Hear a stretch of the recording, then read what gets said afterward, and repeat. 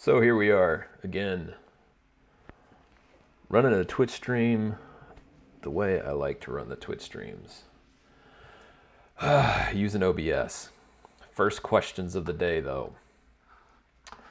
I have 3 Linux distributions running. Oh, I don't have all of them actually in front of me. I have Ubuntu 20.04. I have Debian, and I have Elementary. And I'm wondering, which one do I use? They're all Debian based. Which one should I use to do this stream with? Which one should I use to do this content? We're going to do an introduction to GraphQL. Then I'm going to set up a Go environment, and the intent is to use Hasura to get a GraphQL server set up, and then we're going to use that Go development environment to maybe build a CLI, build something, whatever it is. We're going to execute some GraphQL queries against the backend with that Go stack. But we're going to start out with an introduction to GraphQL, then move into set up the Hasura server, which will actually set up the Hasura server, then do the intro to GraphQL, then get into the Go stack.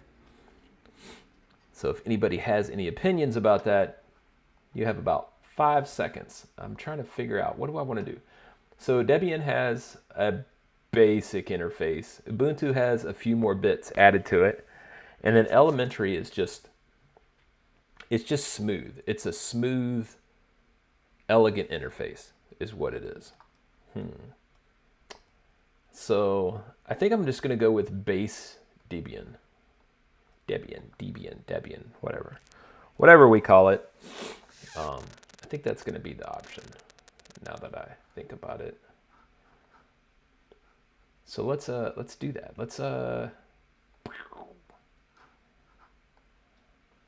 Oh, it did not resize good. Let's log in and get that changed. So I'm starting from as basic of a thing as you could basically do, right? I mean, this is a basic load. I've literally just started it, and we're going to start from that. And right now I'm also going to no image. I'm going to create another screen here.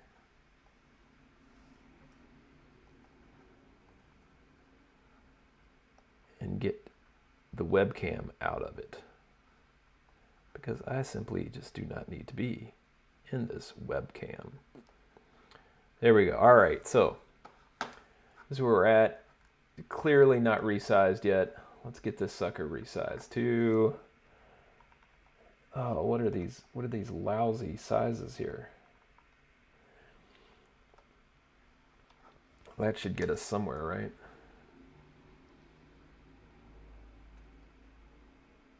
Is that what we're in? Oh, it like hasn't detected this. This is super annoying.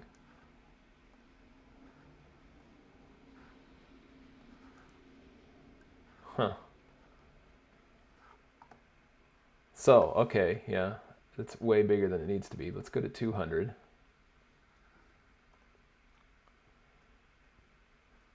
Oh, that's a bit much too. What in tarnation?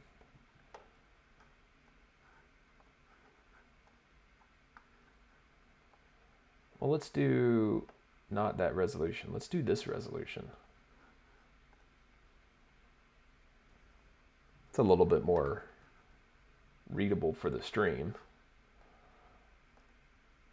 All right, so we've got that set up.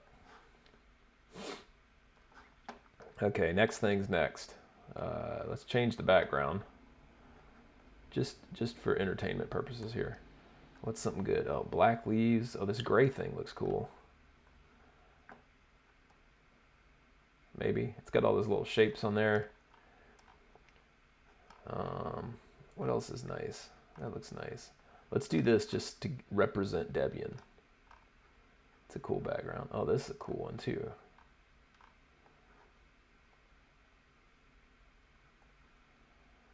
Let's change the lock screen. Actually, let's change the lock screen to, we're going to do this Opeth looking thing. And then this one I'm going to actually change to,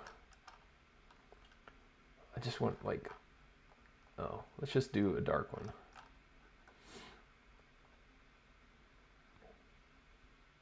There we go. All right.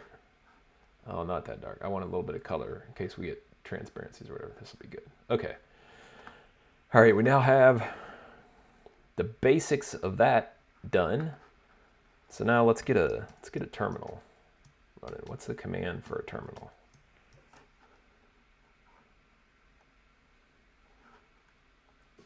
What terminal do I have? Oh, just terminal. Okay. That's fine. We'll use that one. All right, first things first.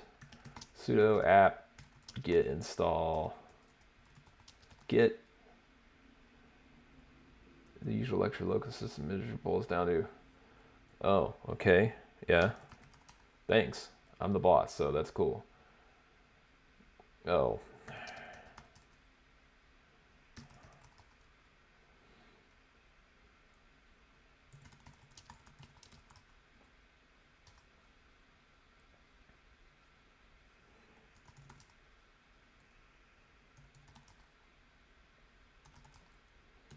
Here we go. Okay.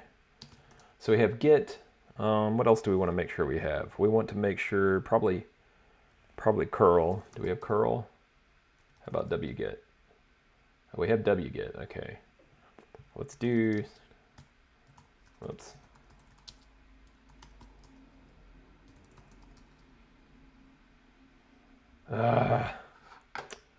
Okay.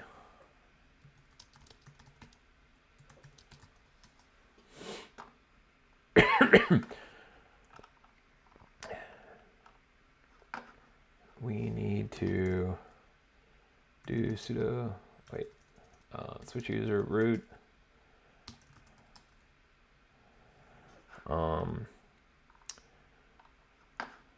Then we need to, is that it? Yes. Okay. As far as edit, right, as root, we're in there.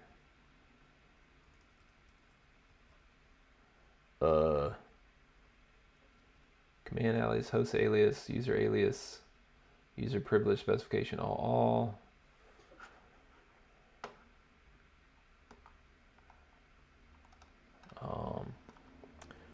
What do I need to add here? I don't remember what it is. What's here? So I just pulled up this little query here.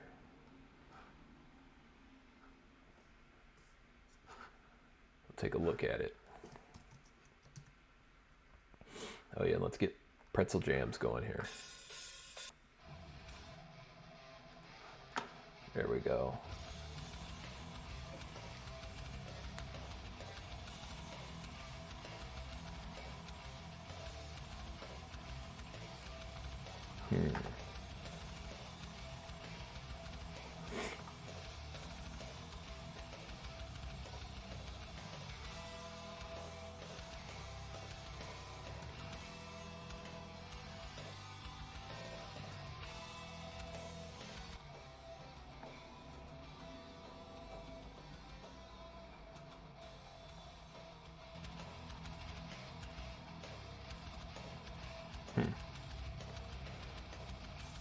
Sometimes I don't know how audio works on Twitch at all. It's just ridiculous.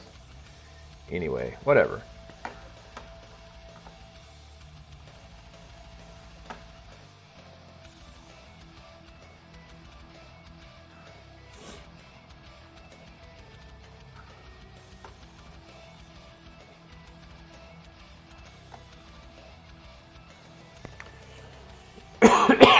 So this over here is what I need to do.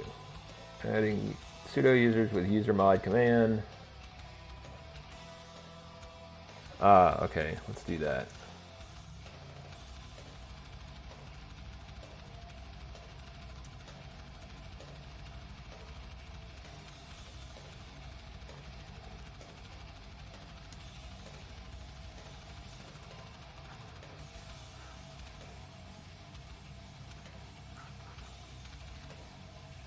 Yeah.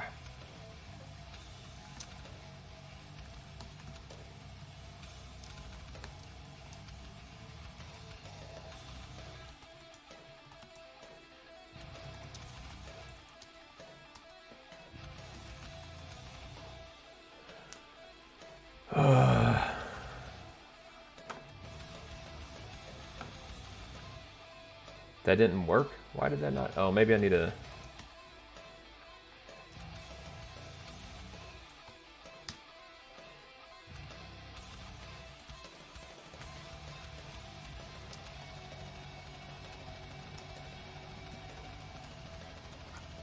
You've got to be kidding me. What did I not do right?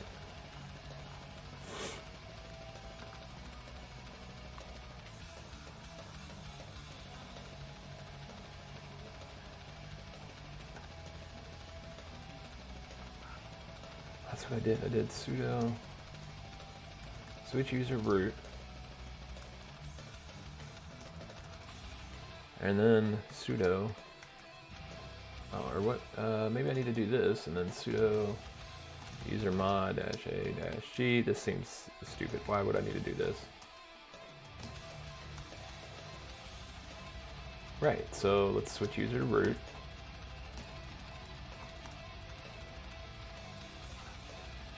And then sudo.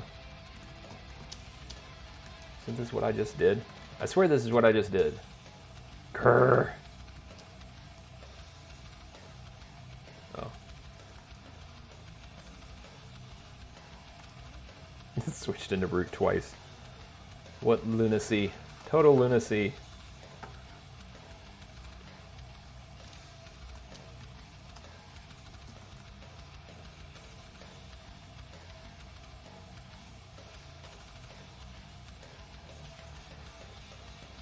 Okay, let's try to...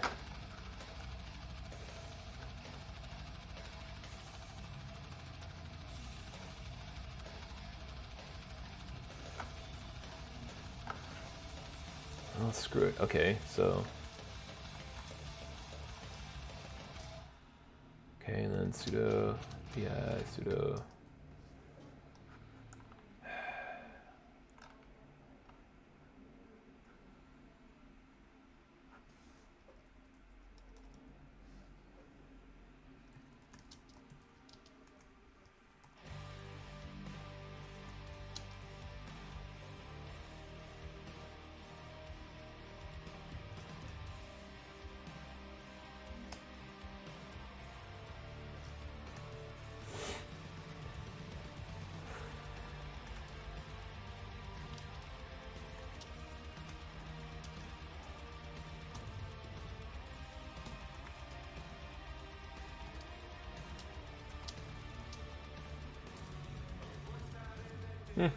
Okay, that did it. I did have to add myself to the actual sudoers file. So that's done. Now, what's next? Okay, let's add a directory to put our projects in. And we're going to call this Go Workflow Stack. Make dir Go Workflow Stack. Go GraphQL Workflow Stack. We're going to initialize it for Git. All right, and then let's add this. Let's see here. We have Firefox.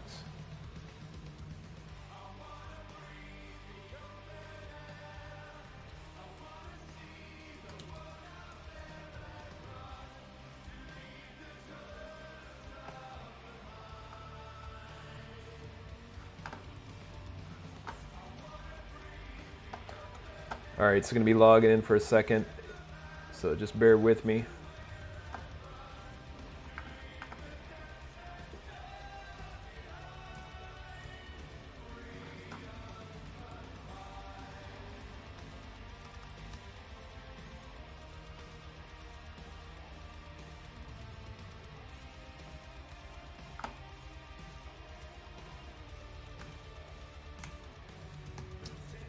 Almost done here.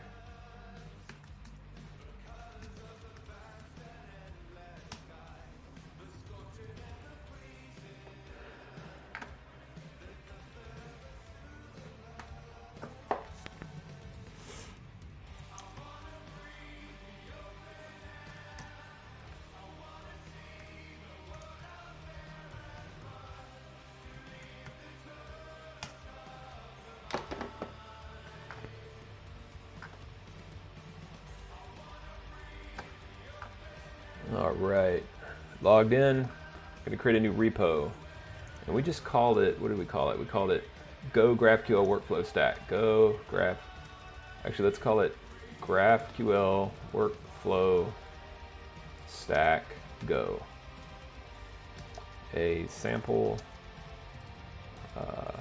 project set up in Go that executes GraphQL against an API endpoint. Let's add all the good stuff here.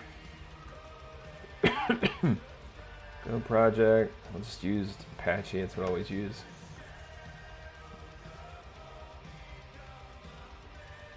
All right, now I'm going to grab this, back over to the terminal, remote add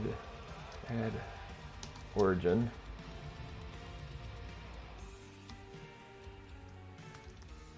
There we go.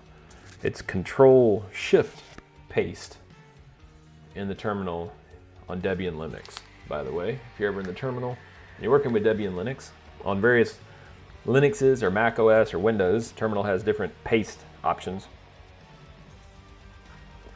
You kind of have to figure those out per operating system you're working with. All right, so I'm gonna, what do they recall it now? I call it main. Oh yeah, I haven't done keygen yet. I need to do that. So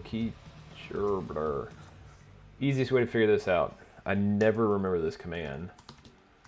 So on my own blog, I go in, search, keygen, and I think it's like -c something something something.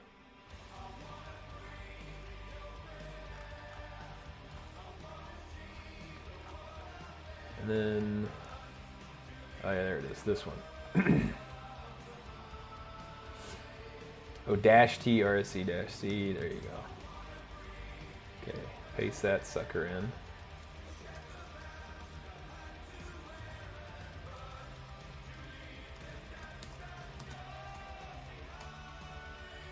All right, so that's what it looks like. I'm gonna put in the passwords real quick.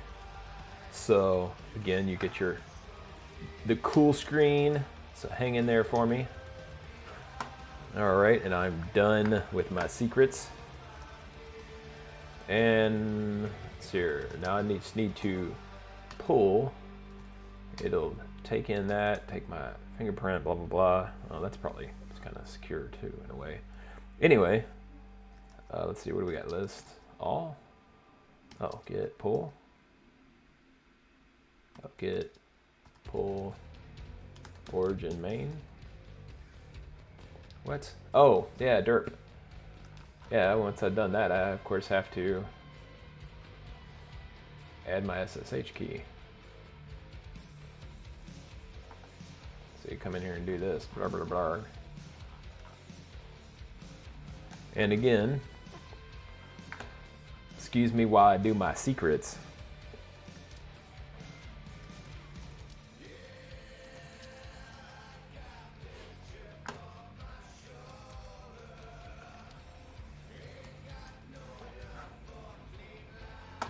However, I will talk about this once you get that. If you don't remember where these things are, this is in SSH. This is where your key ends up going. These are your files, and you want that public key. So the easiest way to get that is to open up the ID RSA here. So you can do that with whatever. Again, though, you get the secret screen because it's cool.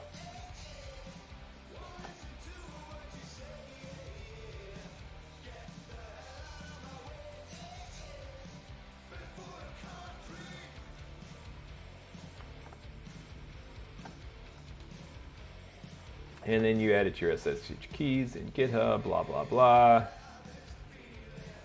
And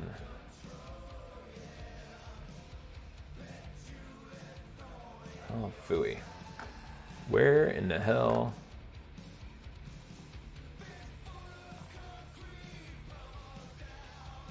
I just added that repo, and who knows where there it is. Okay. Okay, so got that, got the key, the SSH key. Whoops. Damn it, Hellfire. So that's a screen grab. So I'll just recreate that real quick and put in the other one. Oh, showing my dirty laundry there. All the SSH key secrets. Shit. All right.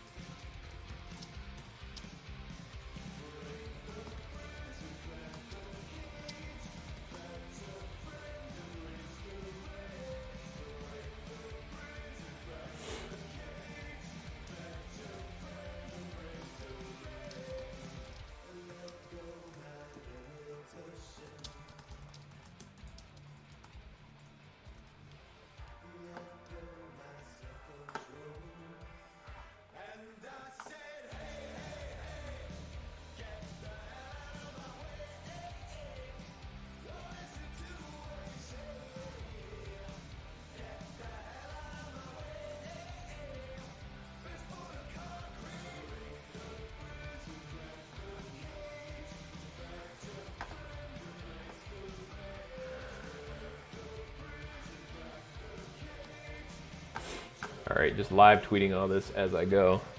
All right, so got all that done. What is the next step? This is not what I want to be on. I want to be on. Well, what happened to the repo? I just clicked on the damn thing. There we go. Okay. So make a few more changes on here. I want to not have wikis. That doesn't matter because I don't have wikis. Seems like that should be connected. I'll leave that, and then, yeah, you can preserve it, whatever. I don't care what you do. Like that, and then...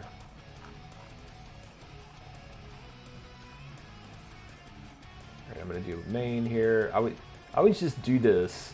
Oh wait, oops, go back. And then, hey, Roner4. Did I say that right? Welcome to the mosh pit. Welcome to Thrash and Code. Just doing a little workflow setup here for the project. At this point, still doing some very beginner stuff, but we're gonna get an introduction to GraphQL setup here and go on in just a few minutes. Well, I guess we could have discussions, but not right now. Anyway, theme. I always like this theme, but I don't want that theme today. I want, yeah, this is just a hacker bit, so I'm gonna go with this one. Did that? Oh yeah, I don't want the stupid README to change. I want the README I have already. Do not tell me you, gosh, shit. Well, whatever. Okay, that's what's gonna be in there then, for the moment. But let's get back to our terminal here.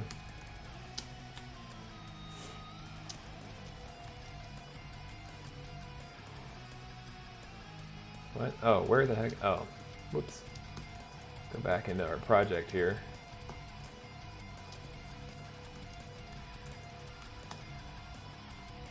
All right, and git push dash u origin main. We're gonna track back to it. What?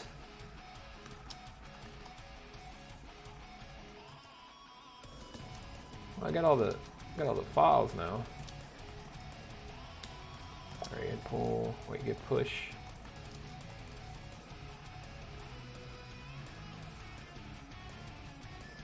Oh, let's just do this then. Get checkout, new branch, new stuff. All right, status, confirm, yeah, we're there. Okay, so then everything's there.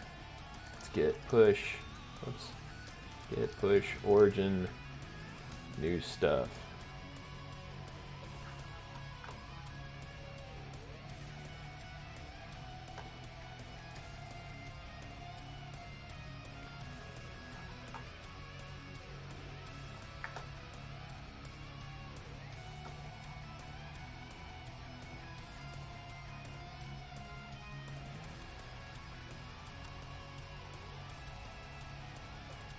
No.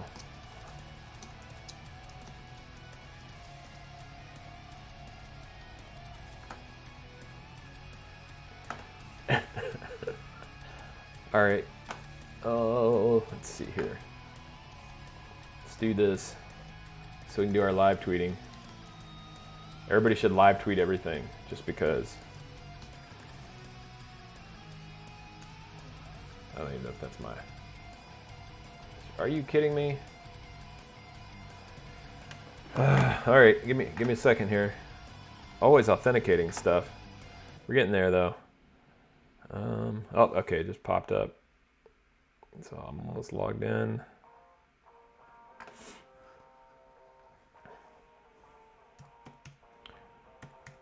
A few more seconds. Typed it in. It looks like we are. Looks like we're good. All right.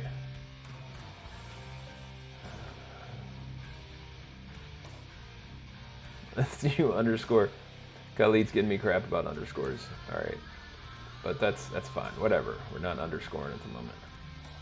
I don't remember how to dark theme. All right, so this is our thread though. We keep it to the thread.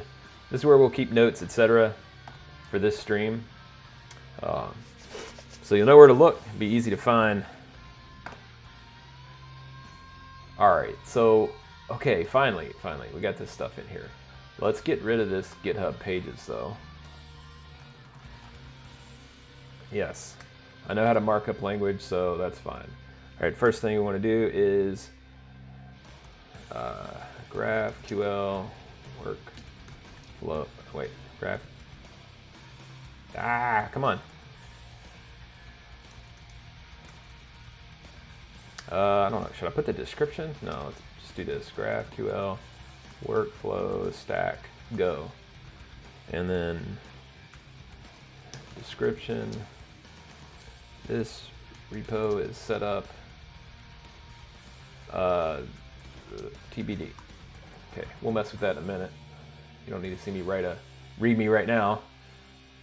That'll also trigger our first Jekyll build, so that'll build that website that I set up.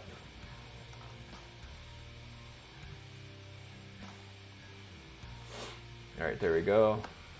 And then the next thing we need to do, we need to get, let's see, what do we need from an editor point of view? Box. Okay, I don't need that. Let's remove that from favorites. Software help. Let's see if we can go get, yeah, sure, let's go shopping. So what I want is code. I want Visual Studio Code. Visual Studio Code. Really? JetBrains. No? No? Nothing? All right, well, I guess we're out here on our own then. Okay, let's go get Visual Studio Code. This is a freebie. And then JetBrains, not quite a freebie, but I'm gonna show you how to get it anyway because it's awesome. And I highly suggest that if you have the money, just go support the company, support the developers. They make amazing stuff. And I will be using it some. But it's not required. You can follow along. You can do anything I'm doing on any of these Twitch streams without these particular things. All right, so there's the Debian install for Visual Studio Code, which does, are you shitting me? Can I just, let's do this again. Yeah, let's save the file, there we go. And then over here, developer tools, and then we want, well, where is, I don't want just developer tools, I want, darn it. That's what I want the Toolbox app. Yeah, download that. Yeah, save that file too. And then, whoops, exit. Oh, or type. Oh, yeah, sure, cookies or whatever. Okay. Then we're gonna go look in our, what, did it not download it? What the foobar? Downloads. Oh, it downloaded it. It's just this Firefox button doesn't work. Okay, whatever. Let's extract here. And then we're gonna, no, let's software install. That's what we want to do, right? Yeah, that opens it the way I wanted it. So if you have a .deb file, it should open it up in this, see, and it gives you a nice little install thing. And then this is basically the software manager of Debian. So when there's an update, this should pick it up. And I've used it before, at least on Ubuntu, and it picks it up. So anyway, but in here, what this does is you just want to right click here and run this, and that'll get your toolbox running. I guess. What just, did that not work?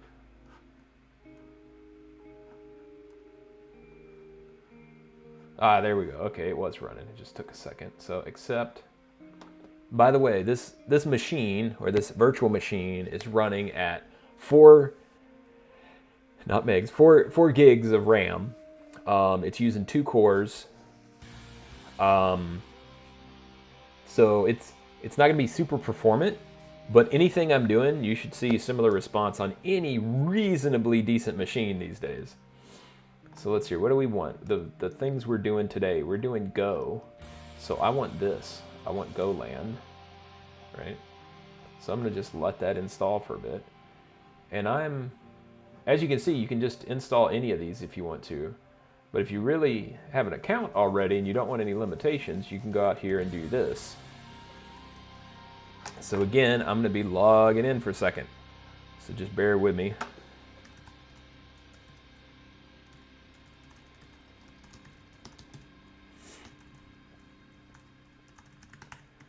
Almost logged in.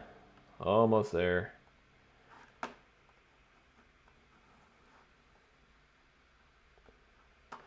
All right. Now, did we, are we there?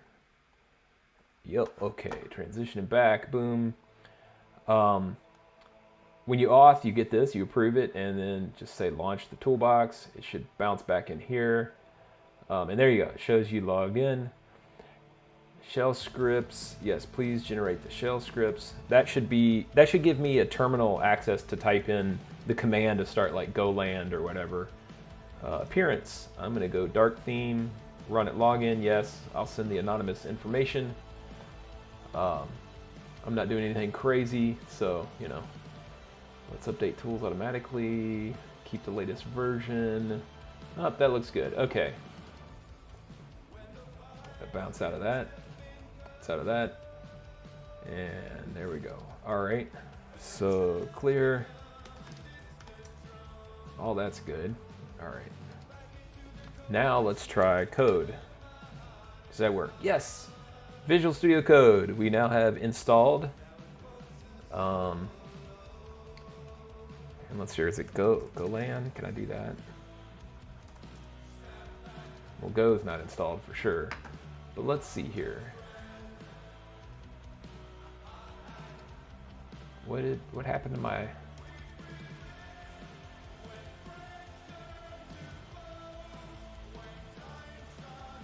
Where did the toolbox go? It should have just gone and minimized up here.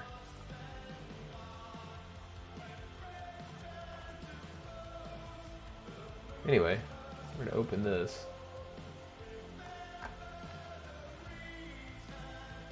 Do the initial setup for GoLand.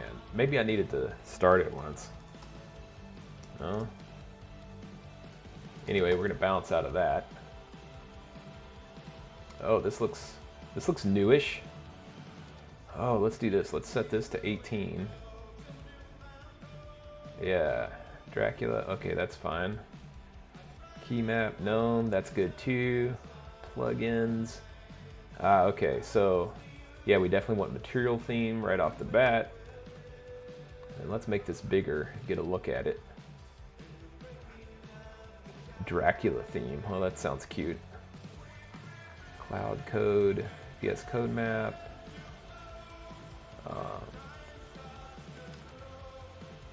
Make file, yeah, actually I want make file support. There's a few other things that I always install. Some of these are just for fun, but all in all, you know, it's, oh yeah, this is definitely something I want. I'll show you about it. I'll show you something about it in just a minute. We'll take a look at it. Not worried about Node.js in this project. String manipulation. Oh, definitely want nyan progress bar. And I think that's maybe about it. Environment files. No, I don't really want that. Okay, so go back to installed. Looks like we got everything, so we're going to restart the IDE.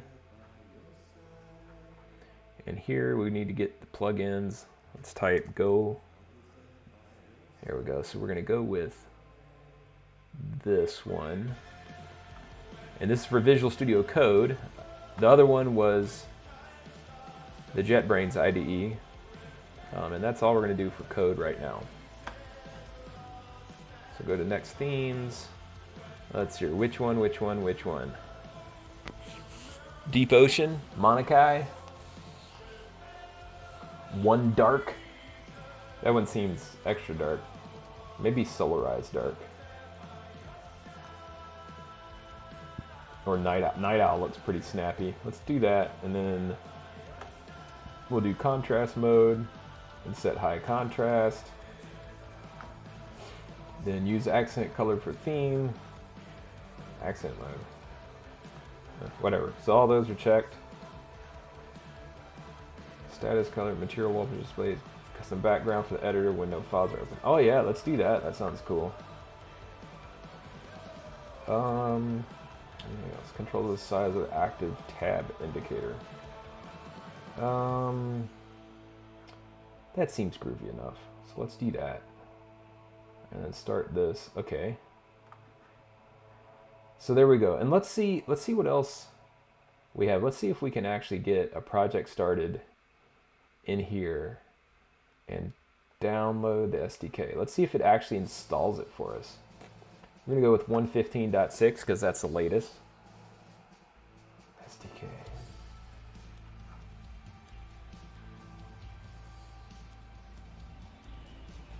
There's Nyan Cat, as you can see. The good old famous Nyan Cat rocking it out for me.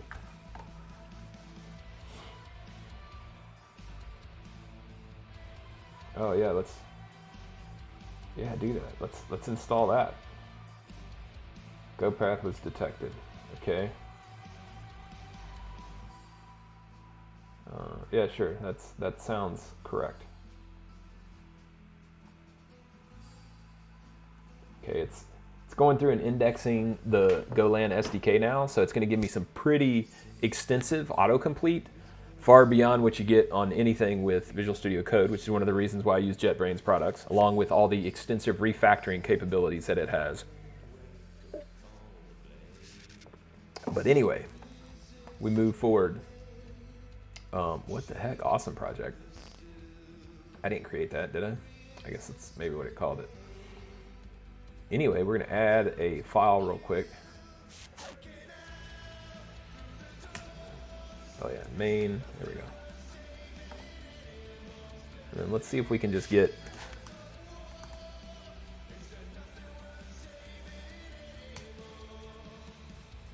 victory. And then let's try to run this sucker. So we're going to go with a go build. And we'll just go with the file.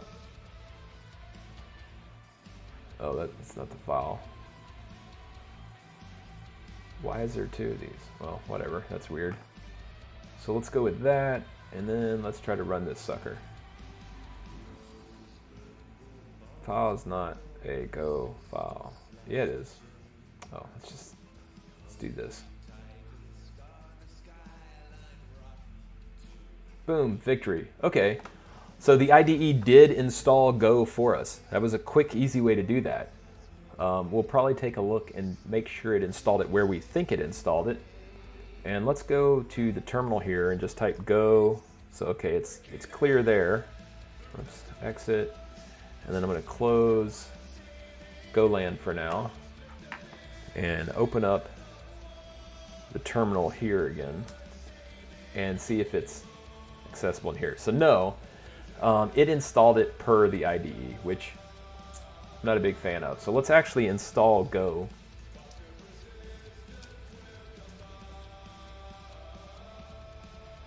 There we go. So we want to download Go for Linux, and I'm gonna keep the Goland install for the moment, and maybe go dork around with it later. So here's the install. We downloaded it, and I'm gonna copy that line, navigate into downloads, and then just execute that and sudo it. So I run it as admin. All right, so and then I need to add this. You know, that actually the Go might have been out there. I just haven't added it to the path file. I didn't not really thinking here. So let's add it to my bash RC. So you see I use Visual Studio Code for the quick edits, right? Just because it's faster. All right, so save that, and then I'm gonna source the bash RC file. And there we go. We have Go at the terminal now, and it should be accessible everywhere. So we have Go whatever version. Well, we don't really need to even worry about it at the moment, but we have it. And next steps are coming up. Why though? Let's get our items added over here though. Let's start Goland again. And then let's start, where did code go? There's code. So when those two are started, if we open up this, we can right click and then say add to favorites and add to favorites. So, you know, that gives us the ability to launch from the favorites bar because they're still over there. So even though I close Visual Studio Code, it's still over there. Goland is still open because I want to check the create command launch. It said should be in there, blah, blah, blah. So let's see if it added it to the terminal yet. This is something else I should probably just add to the bar. Yeah, let's do that. Add to favorites. No, go.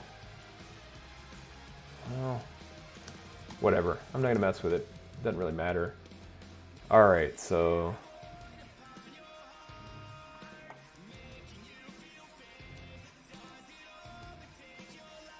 this is metal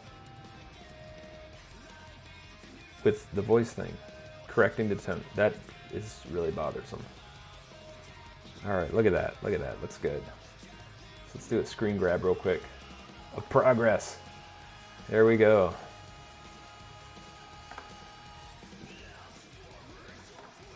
Sweet. And then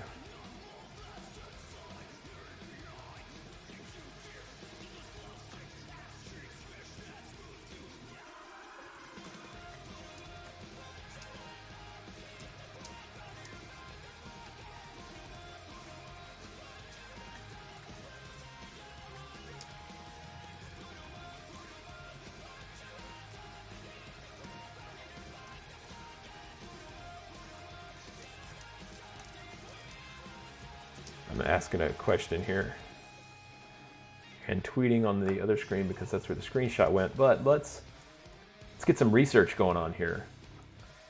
So I just did this, and then this now has this tweet. Let's ask, hey,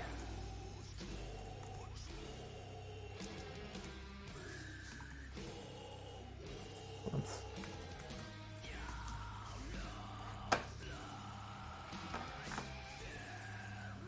There we go.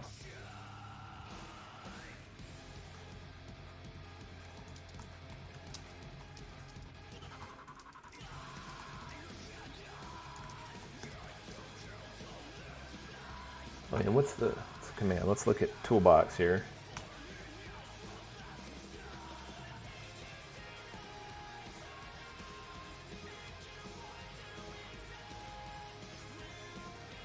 Oh yeah, shell scripts.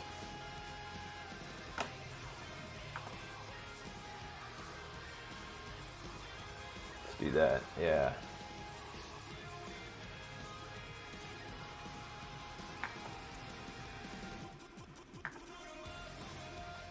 I'll have to do that on the other screen real quick because my screen capture's on the other screen.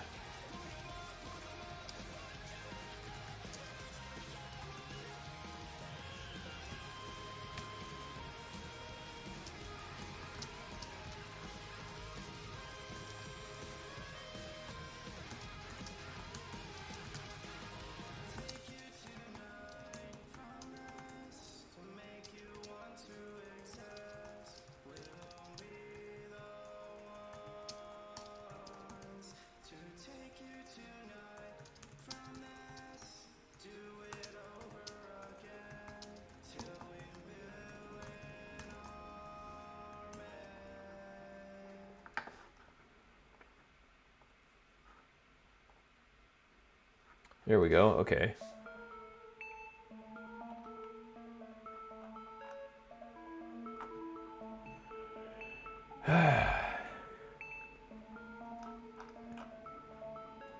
Oh yeah, let's hear.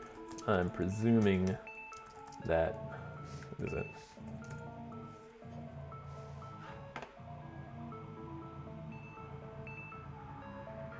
This sounds like interesting. Almost sounds like another band.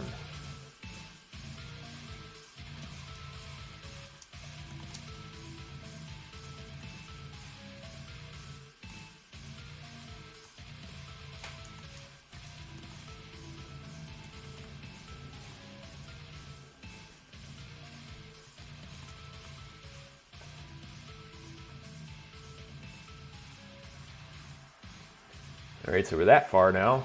Okay.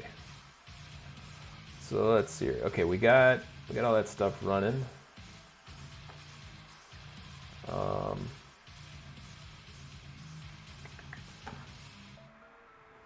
And in here, oh, we should go ahead and add our main in there. Just because obviously, right? Let's do that. Let's go over here. Close that. And let's open folder. And we use Visual Studio Code now to get this started.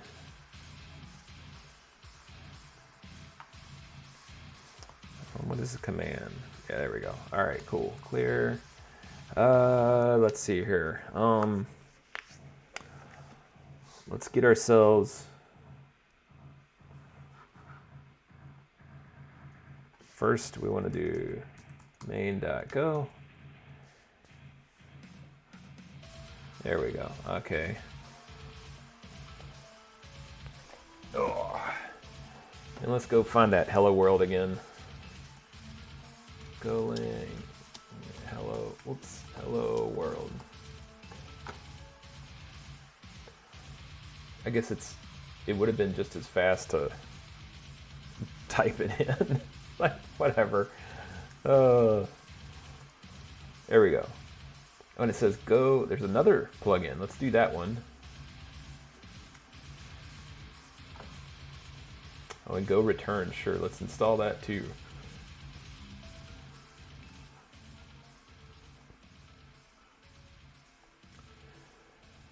Successfully installed. You're ready to go. Oh, ha ha ha ha. That's so funny. Okay. Cracking myself up. How do I? Oh, got to get back to the. Whoops. No, go back to the terminal. There we go. All right, go build. List. And there's the executable. All right, hello world. Okay. So we're locally set up and ready to do some basic Go stuff. But now we need to set up our Hasura server. I need to take a quick break and I will be right back. So bear with me. I'm gonna pop on the break screen and I will be back in literally like 2 minutes. Oh,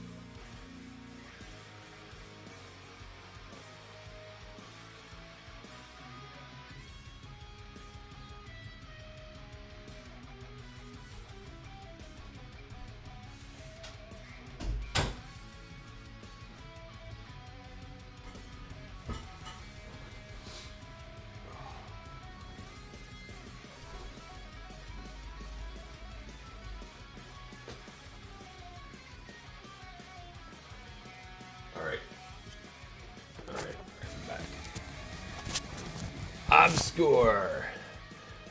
Thanks for joining and jumping in the pit, in the code pit with us here. I am just come back from a quick break. I think that was 2 seconds. Hey, Josh Reader, null STV. That's a little hard to say correctly. I don't want to mess up that V with a D. But yeah, just got back from a short break. We're jamming out here, doing some coding with Go. We're going to get into some GraphQL here in just a minute. And to put it simply, we're doing it from complete scratch, right? This is a clean VM. It's a Debian VM. Started with nothing. And let me know how my volumes are, by the way. Like, music too loud, voice too low, music too low, or, whatever. Please provide feedback if you got it. I just rehooked up. Oh, my phone just fell on my foot. Ugh. It's intact. Don't worry, y'all. Yeah, I just hooked all the OBS stuff back up, and there's always audio problems because audio. All right, where's my mouse? There we go. Okay. So, just got Go set up. Hey, Greg Holmes, how are you? Hope your day is treating you awesome. What was I doing? I feel like I've lost. Oh God, my ADHD is smashing me in the face right now. Oh yes, so. It's right there. Go.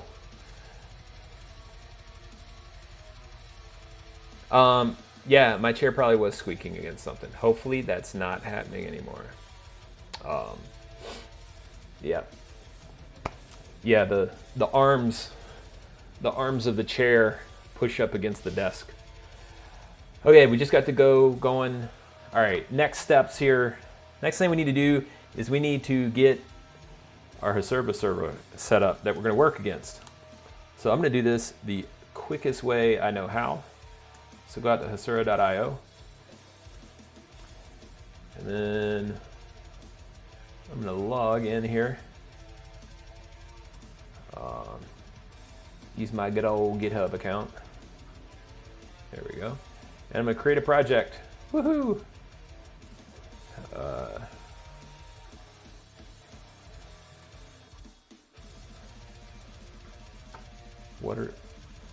Go stack. East Ohio. What are my thoughts on that? That is a really good question. Do I have thoughts on that? Of course I do. I have opinions about freaking everything. Compared to a college, I'm not sure I have a little bit of verboseness quite yet. Oh yeah, the verboseness, well, you get, with all languages, you get used to it, right? I'm a pretty big fan of Go in the sense of what it can do for me. I don't always I'm not always big on the syntax, but the language itself is simple enough, straightforward enough that it's quick to put things together, relatively quick to put things together. And then you get the single executable, which is like the biggest selling point in the universe for me. It's pretty freaking awesome. Oh, and I should say single executable for whatever operating system you want it to run on. Being able to write API services, deploy to Alpine, and have it run like fast natively with a minimal amount of effort is pretty huge. And the fact that that little bitty Alpine image, that Linux Alpine image with Go stuff, it's like less than 50 megabytes. And in today's world, that is insignificant, an insignificant amount of size versus, if you do anything else with like most database images, most of this, most of that, or whatever, the images are just giant, or they get giant in the container world. And I like my images to be small and be able to be used concisely and quickly to deploy out to wherever, for DevOpsy reasons and such. The bigger the image gets, the nastier life gets. And I try to keep those manageable. And most things should be manageable and should be small. There's not a lot of reason for an image to get big. If it's big, it's usually because some of the software is just bloated mess. So Go combined with Alpine is freaking awesome. Anyway, so there's a few of my thoughts about Go. All right. So the next steps here, I'm creating my GraphQL server, and it's launching using Postgres as a backend. That's another thing. So like on a recent stream, I just set up Hasura, which is an itty bitty little image, right? And then run Postgres as the database, and that's a relatively small image for an entire database server. And those things combined make a really, really sweet deployment scenario where it's really, really fast to get those things deployed, and it gives you the ability to run immutable infrastructure against your environments, and it's super fast, relatively seamless, and not a whole lot of work to get those things up and running. All right, so launching the Hasura console. All right, now there's one other thing that I need to get for this stack, since this box is completely out of the box fresh. We haven't added anything. I did like a git install and haven't even installed curl yet, right? We have our IDEs, but what we need is the Hasura CLI for a few rudimentary pieces of functionality.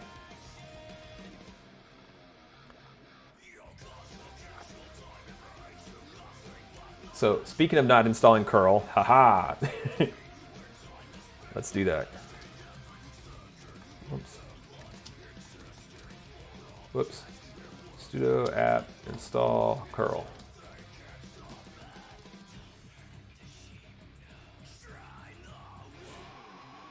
Speaking of, again, how's the music? Can y'all hear the music? I haven't listened to the playback of the recording. I don't know if I got all the audio channels right. You might just have dead air and my voice, so I'm not even sure. Like, is it louder now? Is it quieter now? I don't know. So let me know. Okay, so now I have curl, yay! Okay, so now I can get this via the preferred method of installation. So there's a couple ways to do this. You can use curl on Linux and Mac, of course, and Windows has, whatever, we're not gonna talk about that. Sorry, but I'm gonna leave most of the Windows specifics for the audience of Windows users to do that exercise themselves. But in all versions, Windows, Linux, Mac OS, or whatever, you can also use the npm install method. But I, however, am not going to use that. I'm going to use the curl command here. Let's see, whatever. Here we go, nice clean install.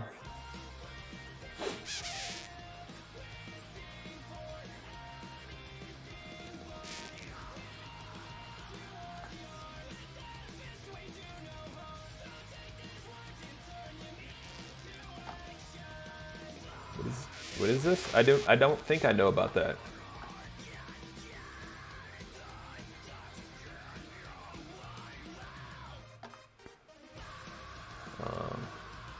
Here, let me actually pull that up. Whoops.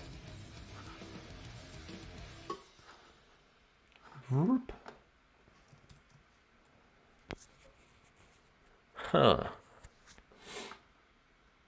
Actually, let's do this.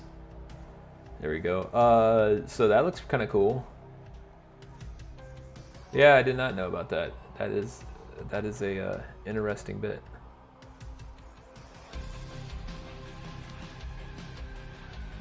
Oh, and then yeah, that.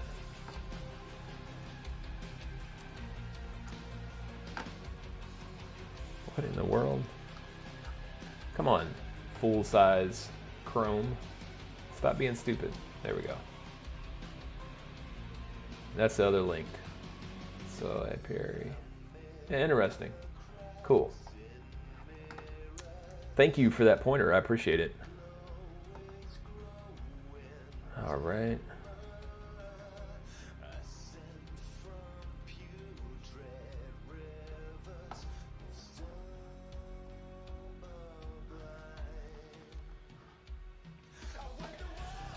All right, where are we at with this? We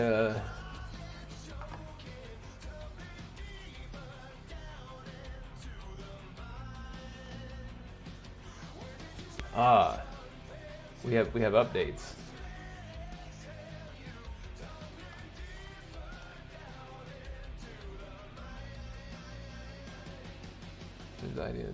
Yes. Have you selected where the place to set scripts in your path? See the select link for that. At the root, and that's where the scripts go.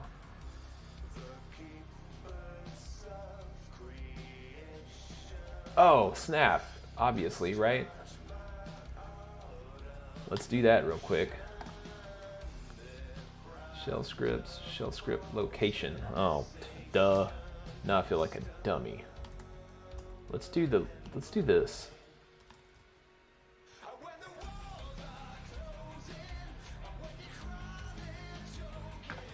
Is that gonna work though?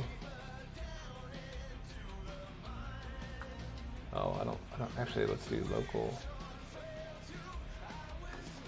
Let's do that, and then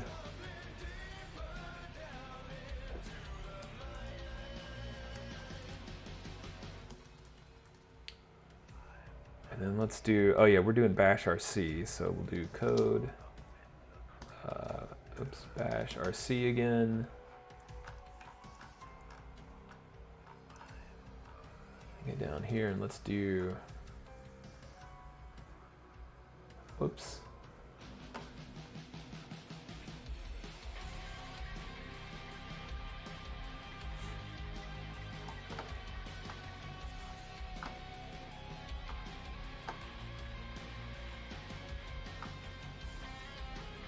Oh yeah, okay, so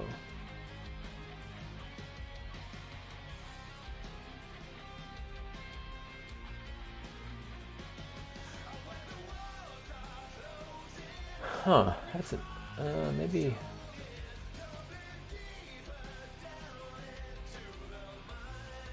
Oh, actually, yeah, so since I've added that and it's for Go, let's actually do this. This is gonna be kind of crazy and probably not the best idea, but let's give it a try.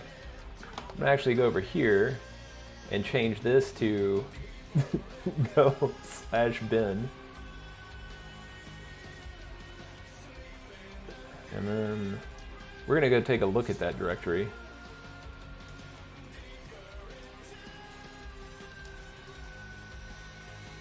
Go format, okay.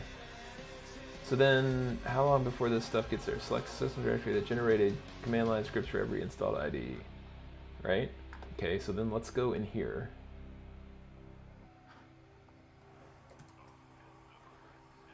When is it? I don't know, I guess it'll put it in there eventually. So confused. That always kind of gets me, this one.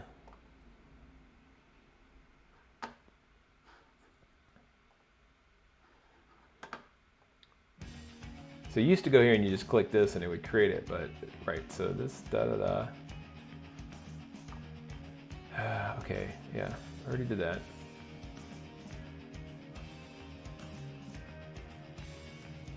Oh, and I need a source. Oh wait, no, I don't really need to, it's already sourced.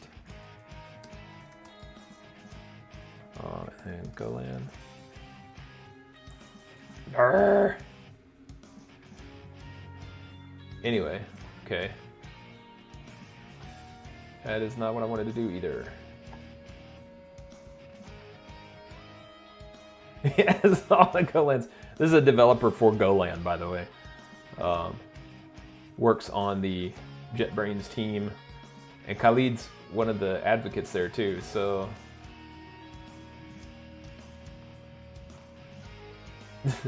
That's the EAP. Wait, and this is. That's confusing. It's like the same version. Oh, the dev version, EAP, and then the other EAP? That's super confusing. Okay. That's cool though. Okay, anyway, back to GraphQL land. We have the Hasura CLI now too, or we should. Yep, there we go. Checks for updates. All right, we're set. So now, let's go back into our directory. We have our Hasura CLI, so in here we can do, oh, let's It's our main. We're going to create a directory for our migrations, our schema migrations, and other things like that. So let's do Hasura init, and we'll call it, yeah, we'll just leave it called Hasura. And then we're going to do Hasura console. Oh wait, one other thing it's important to do. So I have this up here, but let's go back to hasura.io. Go back into the interface here. Now in this, I'm going to click on this button, the gear button, and then environment variables, and I'm going to add a new environment variable. Oops. There we go, console. I'm going to enable console and set it to false. Okay, so now when I'm out here, as soon as that updates, it should just take a second. When I click on the launch button, I won't get a console. It'll send me to a dead endpoint. But I'll show you now how to get a console now that we have our local CLI installed.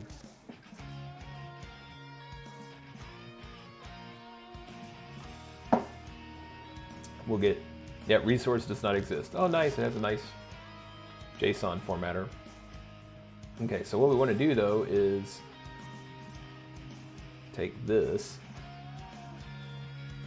and then now that we have our Hasura directory, I'm going to go into the config.yaml here. I'm going to change this to that path, and this to that path, and take off the v1. We don't need that. That's our API endpoint, but this is our endpoint for other things, such as the Hasura console. So now if I type Hasura console, hey DL Sniper, how goes it? Welcome to the stream. Working on getting a GraphQL server running with Hasura. All right, so it's available, update now, da da da da da. That's okay, we'll look at that in a minute. Okay, so note, localhost 9695, except we're pointed at the actual production server, so the public facing deal. And all of the migrations are going to be recorded that I now do. So let's create some tables. Let's create, what do we want to do here? We want to create a bunch of stuff, but what I'm going to do actually is I'm going to run some SQL. So we can just get straight into this and kind of skip over a bunch of the other steps. And the way I'm going to do that is I'm going to go out to dbdiagram.io, and I have some schemas saved out here because I like to use this tool. It's pretty cool. Let's sign in. Yay, GitHub.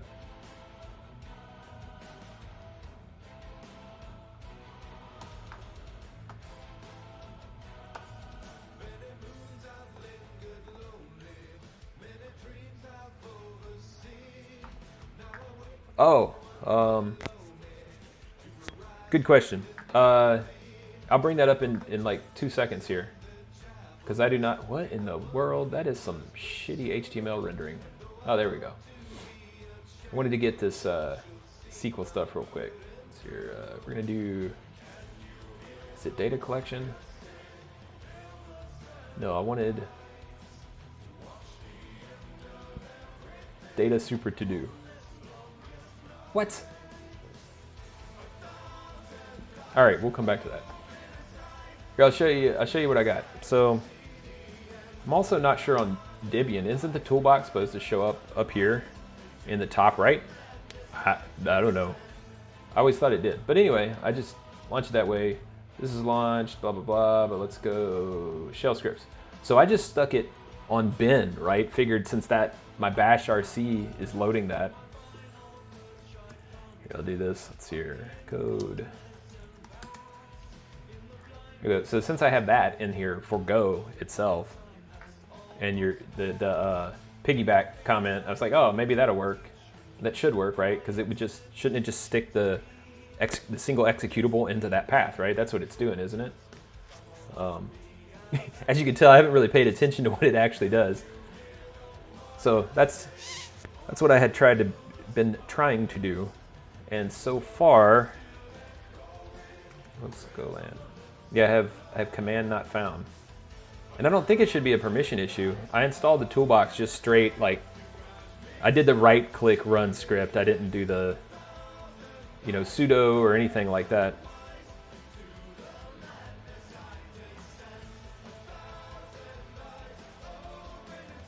Do I have permissions to write in the... Oh, that's a good question.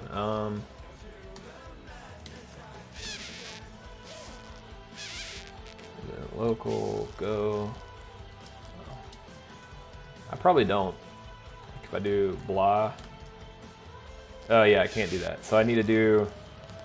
That's a good point. I didn't think about that. So what's the other one? The other one is home, me, then go. And just point it at that, right? Oh, in the bin in that. Is that what you were inferring before? That would make more sense if that's what you were saying. And I just wasn't paying attention.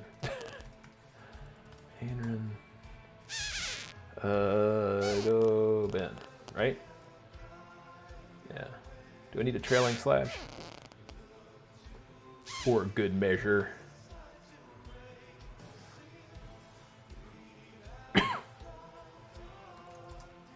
Should it put it in there immediately when that, what the hell? Oh, Visual Studio Code puts that stuff in there. Go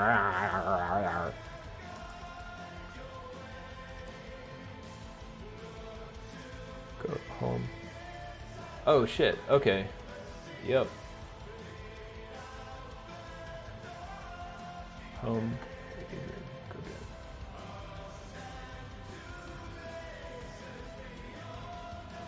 Ah! Ow.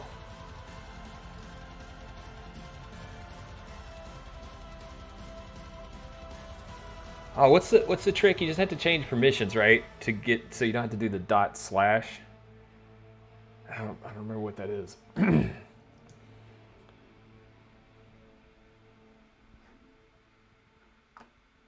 Oh, beautiful. Okay, so that's badass.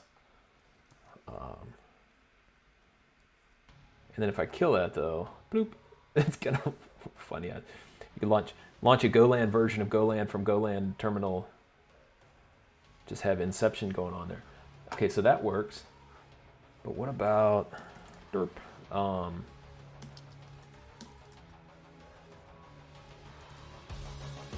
Yeah, so I need to go into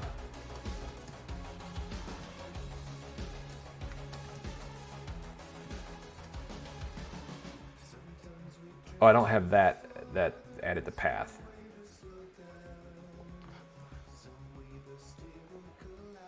No, yeah, I'm just not thinking. I'm thinking out loud stupidly.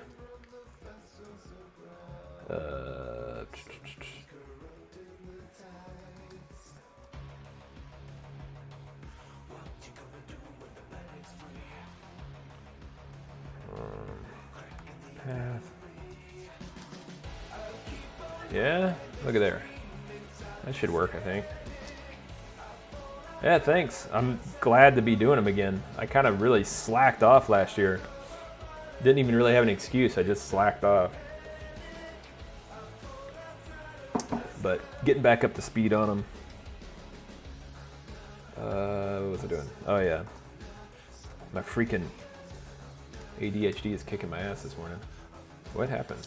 What did it? Oh. Badass. Oh, I wonder if do I need to do a ampersand afterwards to make sure it threads it off right? Then it's not tied to the, yeah, because if I do, that's gonna break it, yep. So I need to do Golang ampersand. Right, so then if I close this, right, yeah, it still keeps going, cool. Oh no, it killed it anyway. What the hell?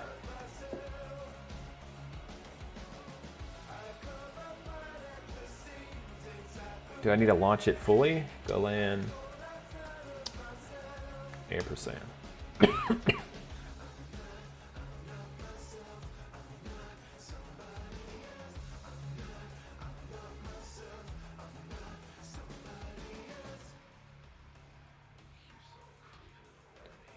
Diet grat.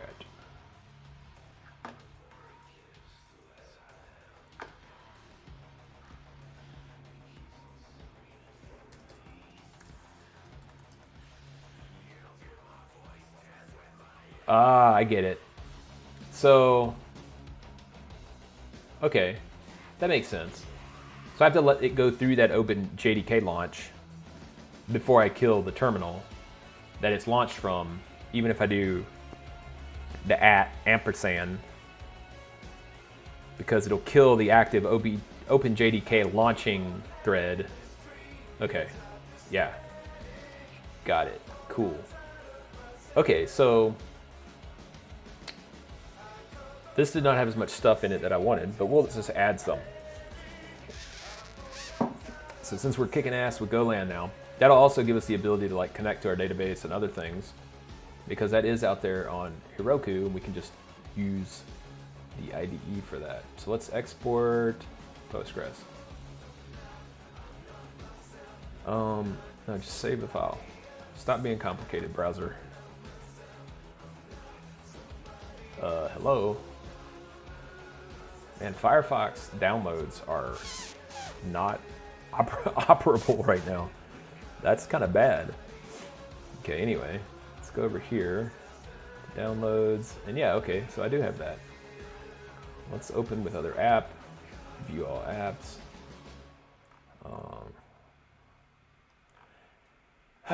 Let's open it up in Visual Studio Code. And then I'm going to grab that real quick. And then we're just going to go back over here and in data, and then in SQL, I'm going to go here and we're going to track this. And this is a migration, so run it. Oh yeah, I need to relaunch my Hasura console. So I do the command here and then Hasura console. What? Oh, derp. Yeah, so you need to do that from in here. There we go. Solid Pete 01. Thanks for joining the pit. Welcome to the code. We're moshing around a little bit right now, getting things started from scratch on a Debian image. Slowly but steadily getting it all rolled together. All right, so there, data, scroll in here and then run that, which is what we were trying to do a second ago. Oh, I got a little green logo up there. I love that. Just to be clear, I work at Hasura, so I'm not just trying to like shove things upon the world. I do advocate for a reason though, because I do 100% support the product. It is amazing. I got a lot of amazing features. So we just did that migration via the locally executed console, and I'll show you why I did that. If we go back and look in our, oh, I closed the folder, that's weird. That. This guy is singing this part way too quietly. Okay, so there's the bash config, we did that, we got our main. So in migrations, there's our up. Okay, and then we need, oh dear, there's no down.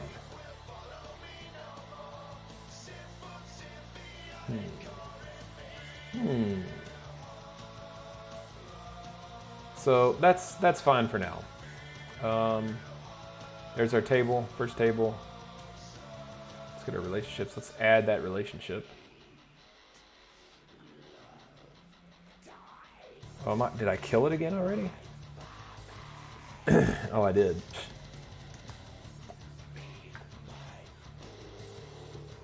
Oh, there we go.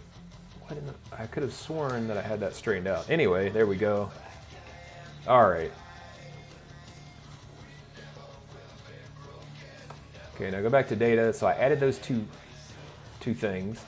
If we look at our GraphQL interface, you'll see there's a few things. There's like aggregate, queries, and then there's the main entities, source notes and source.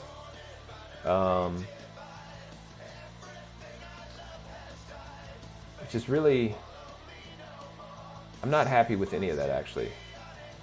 Let's actually nuke that stuff, right? Let's not have that. You know what? It's so quick to do this. Let's just do it this way. We're going to do a new project, free tier. We'll call this GraphQL Go Workflow Stack.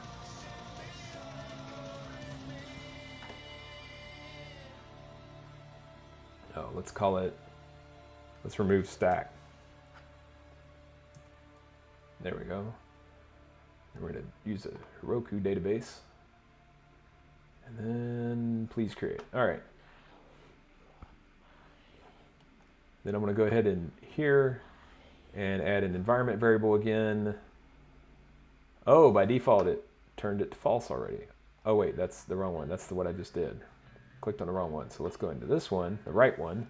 Go to environment variables, new environment variable, console, and then set that to false. Add that, and then I'm going to go back here. I'm going to grab this and go back to the project, and let's just nuke this Hasura directory. There we go. And we're going to init it from scratch. We call it Hasura. Move into that directory. And then, come on, open this up. What? Oh crap, I did that in the trash directory? That's, oops. It's because I deleted it while I was sitting in that directory, so, yep, all right. So now let's do that. Hasura init, yep, cd Hasura, clear. There we go. So now, go back in, grab the YAML, get that pasted in.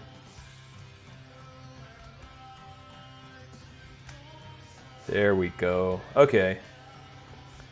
Hey, Banatoli. How goes it?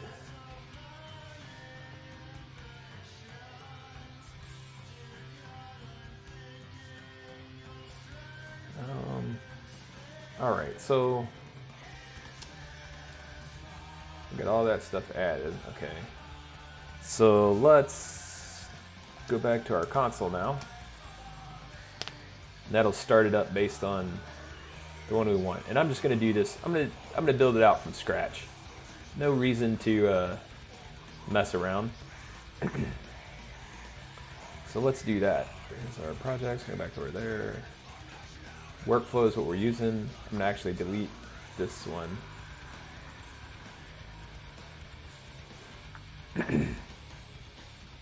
So when you're using this like I am and you have a Heroku Postgres database supporting it, the Postgres database is not deleted, so it's still sitting over there in Heroku. Important things to note. All right, so data. And then let's create this. Let's create a schema first. What do we call it? Let's call this ultra to do. Or no, what's some cool word to call a more advanced to-do app? This is gonna be like a serious to-do app. Oh, I wonder if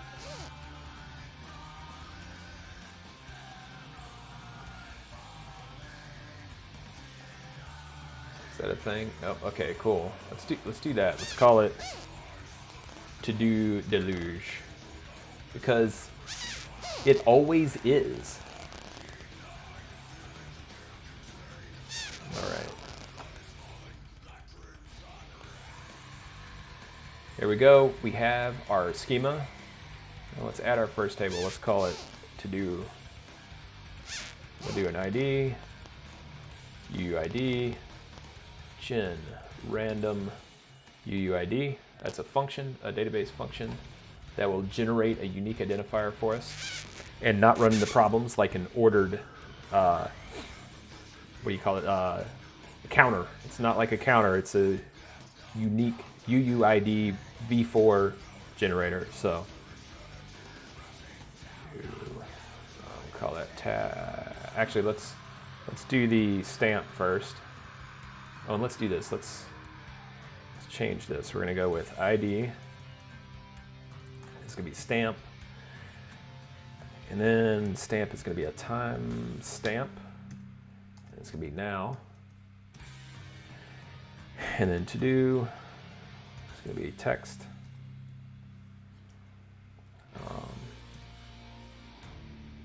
And it is not nullable. It doesn't need to be unique though. And then details. Details.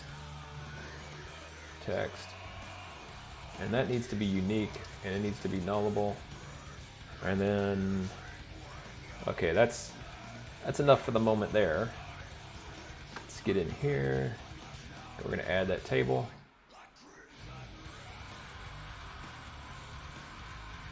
There we go. Okay, so we have our first table, and I didn't do the name of the table right. Damn it.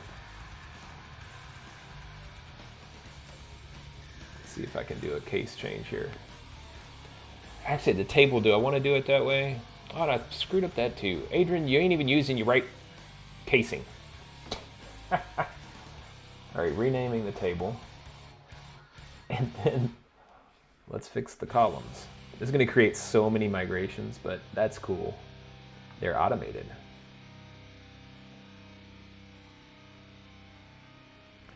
Let's get the details in there. All right. Look at this. Look at this. Yeah, there's tons of migrations already. Renames, creates, all sorts of good jazz.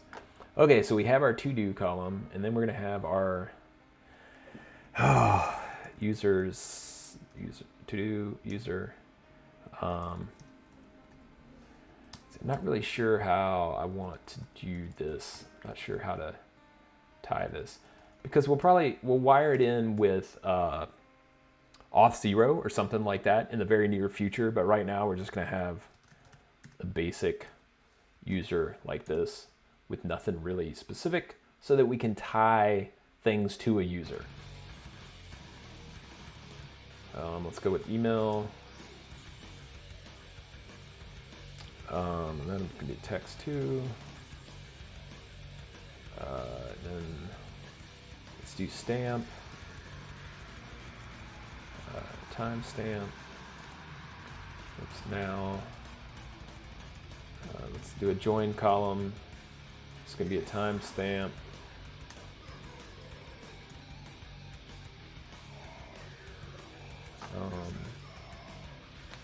Let's have it details.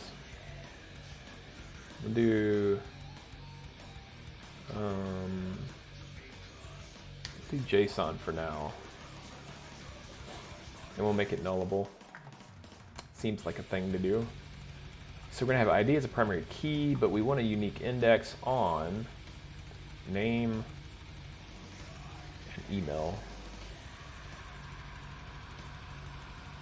All right, so that'll keep things pretty clean. What else do we want? Anything else? Anything else? That seems good. So let's add that table.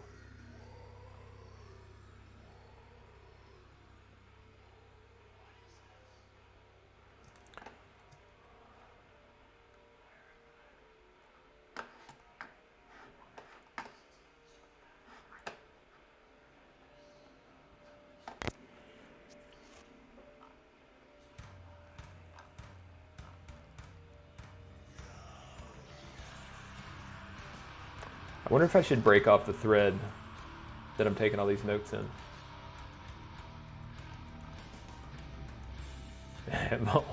That still cracks me up. I have all the go-ins. Yeah, let's break it off and let's do it from right here. Yeah. That seems like a good place to start from. Okay. So.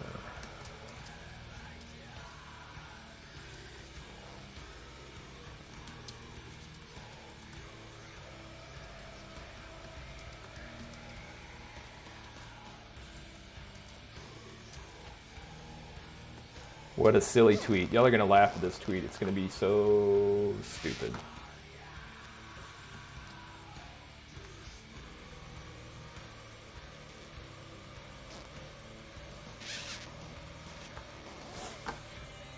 Yep.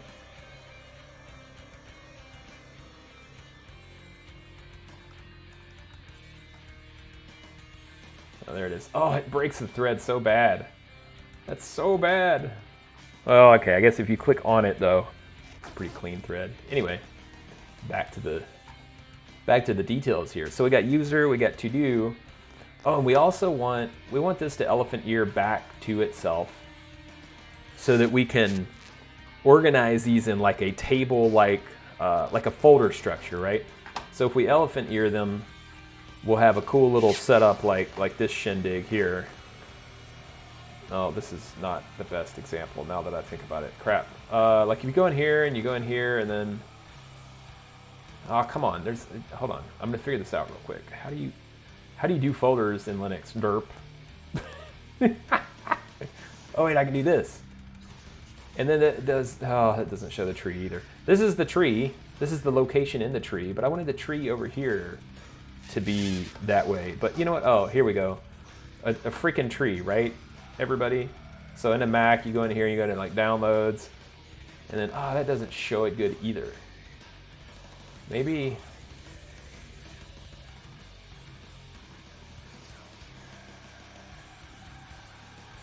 List? No. Icons? No. Gallery? No. No. Okay. Ah, shit. I don't know how to do it. Anyway, this is a tree of data, but I wanted to show a representation. Oh, I could just. I'm such a dummy sometimes. Folder tree view. Right. So, yeah. This. Here in the code, like this is a tree view, right? This is a tree. Anyway, okay, that was way too complicated to do, but that's what this was going to enable us. We'll say parent ID, or actually, let's just call it to-do ID because it's kind of obvious that it is actually a parent if you reference it back like that. Nullable, yes, it can be nullable. Let's do that, and then we're gonna add a foreign key. Yep, and we're gonna reference it to itself. And it's gonna be from to-do ID to ID, save.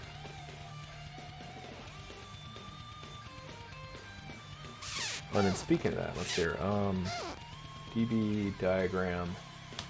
I wonder if this will go both ways. That's what I'm curious about, because like, import SQL. Oh, okay, let me put the SQL in. That's cool. That is super cool.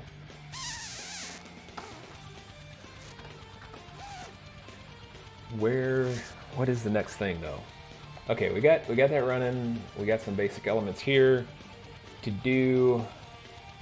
I think let's insert some rows, right? Hey DL Sniper, thanks for joining and much appreciation. I keep fumbling into that and then like, it's like using keygen to do an SSH key. I always have to look it up every freaking time and I always fumble it. But now that I've actually gone through it once and you helped out, I shouldn't have to do that again. So kick ass. Maybe I'll even write a blog entry and set it to memory. Anyway, have a good one. Cheers. Okay, so let's hear. What's the easiest way to? Well, I'm just going to use the Hasura interface to insert some data. So these have the functions, the database functions, the UUID function and the timestamp function. So that's just going to get added. And all I need to do is add the to-do. And then if I want it referenced back to something, I can do the parent to-do thing. So let's do stream to-do list. Or stream notes. Stream stream, yep, I'm so good at this. Stream to do notes. Like that. Then we'll add that one, right? So now that we've added one, we can go over here. I'm gonna grab the ID, copy that. Then I go back over here, stick this in that. And we'll, let's see here. We'll add a few things. What else do we need to do? We need to finish basic migration files and commit to repo. Whoops, repo. The repo is located where? Let's put that path in there. Repo URI. There we go. And then let's save this again. And actually, let's go over here and just be crazy for this one stream. I'm going to set the default to that UUID, because everything is going to be. Oh, I can't do that right now. I need to do. Yep. Don't worry about it. Okay, we're not going to do that actually, because that's going to cause a migration issue. Do that. Back to modify. But we can do this. So we need to do that, and then we're going to do a test. Oh, get the SQL and do a test import into DB diagram. Here we go. And then inserted, right? So, oh yeah, and then oops. Set up and execute some GraphQL queries with Go.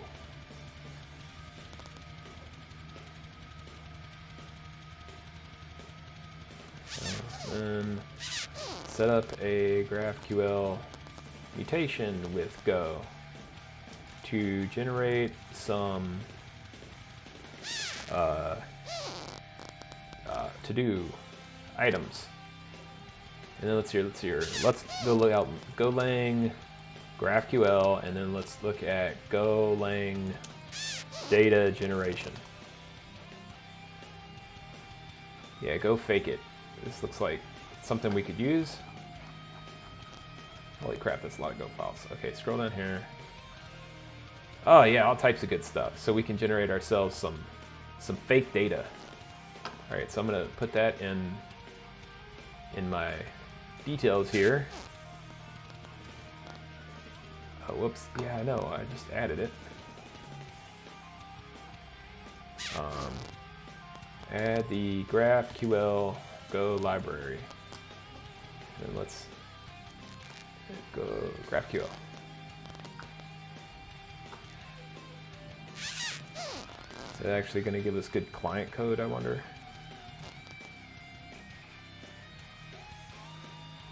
So main, resolve params. Well, we'll take a look at it and we'll see where we get with that. Might have some easier options out there somewhere that are just very client focused, etc. But anyway, all right. So now we have some rows of data. Yep. Okay. So now let's go over to GraphQL here and let's look at some of the queries we want to execute.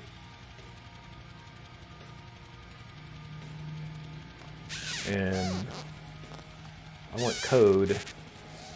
I'm going to use code to, let's see here. So let's add another folder. Oh, that's not what I wanted. Sample. Oops. GraphQL. Oh, go back out to the root. It's such a weird feature the way it does that. All right, so there we go. All right, so new file, sample queries. Is that an extension? Oh, I guess it is. Haha. So let's search marketplace. Just do GraphQL. Is that? Oh yeah. Okay. What the heck? How many people? 10 million? Yeah, I'll go with 10 million people. All right. Oh, Freestyle Coder joining with a raid of 1. My type of raid. I'm always raiding people with 1 person. That's awesome. Welcome to the stream. You got here just in time as I begin to write some actual GraphQL queries. And let's do sample. Oh, I didn't put queries in that last file name. GraphQL mutations. Oh, I did sample queries. Okay, sample mutations. Maybe we'll do a subscription. I don't know, but let's put it in just for good measure. Subscription. I don't really know how to deal with a subscription in Go. That'll be something to learn, actually. Woo! What fun, right?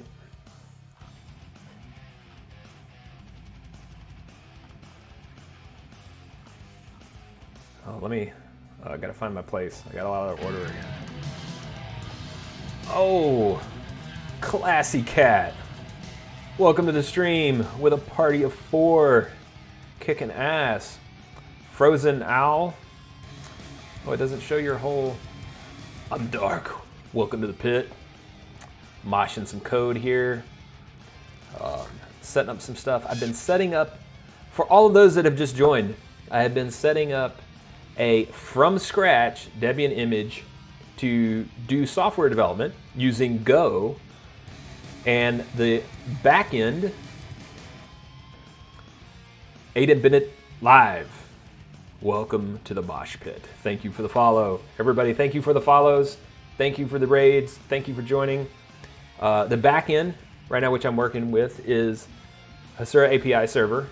So we're getting into, right now, some sample GraphQL statements right now, which will then kind of pull over and figure out how to write in Go. I haven't written any Golang. I haven't written any GraphQL in Golang, so it's going to be new territory. But right now we're in some familiar territory and getting some GraphQL queries put together to execute with Go. Who's that? It just followed. It went off the screen too fast. Frozen Alex 32. Boom. Use Arch, by the way. You should have been here at the beginning of the stream. I had a whole slew of VMs that I was picking from, and Arch wasn't one of them, but it could have been, and maybe I'll use it in the future. I kind of switch back and forth on distros. Tend to stick to Debian just because it's so widely used.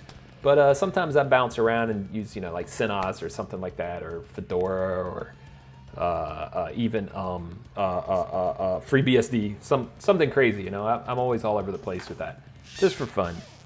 So anyway, we got some GraphQL files that we're going to put some queries in. I just grabbed this plugin, the Code Formatter Prettyfire, and let's go over here and play with this a bit. All right, so we got a few things here, and I added some data just now in the last 10-ish minutes to our dealio here. And if I just do a query and grab all the bits, we should get a good query of everything. So this is our get all the bits queries. Oops. No, don't space out. I don't know why I added a space. Well, obviously I hit that keys, but I didn't need a space. So this is the, get all the stuff query. And then let's do the get all the stuff query. Let's add some comments. No. What's the, oh crud. Okay, time to switch. This always happens to me. So at some point, there is always a scenario where, whoops, kill that, exit, and then let's go with, and then we go with Golang.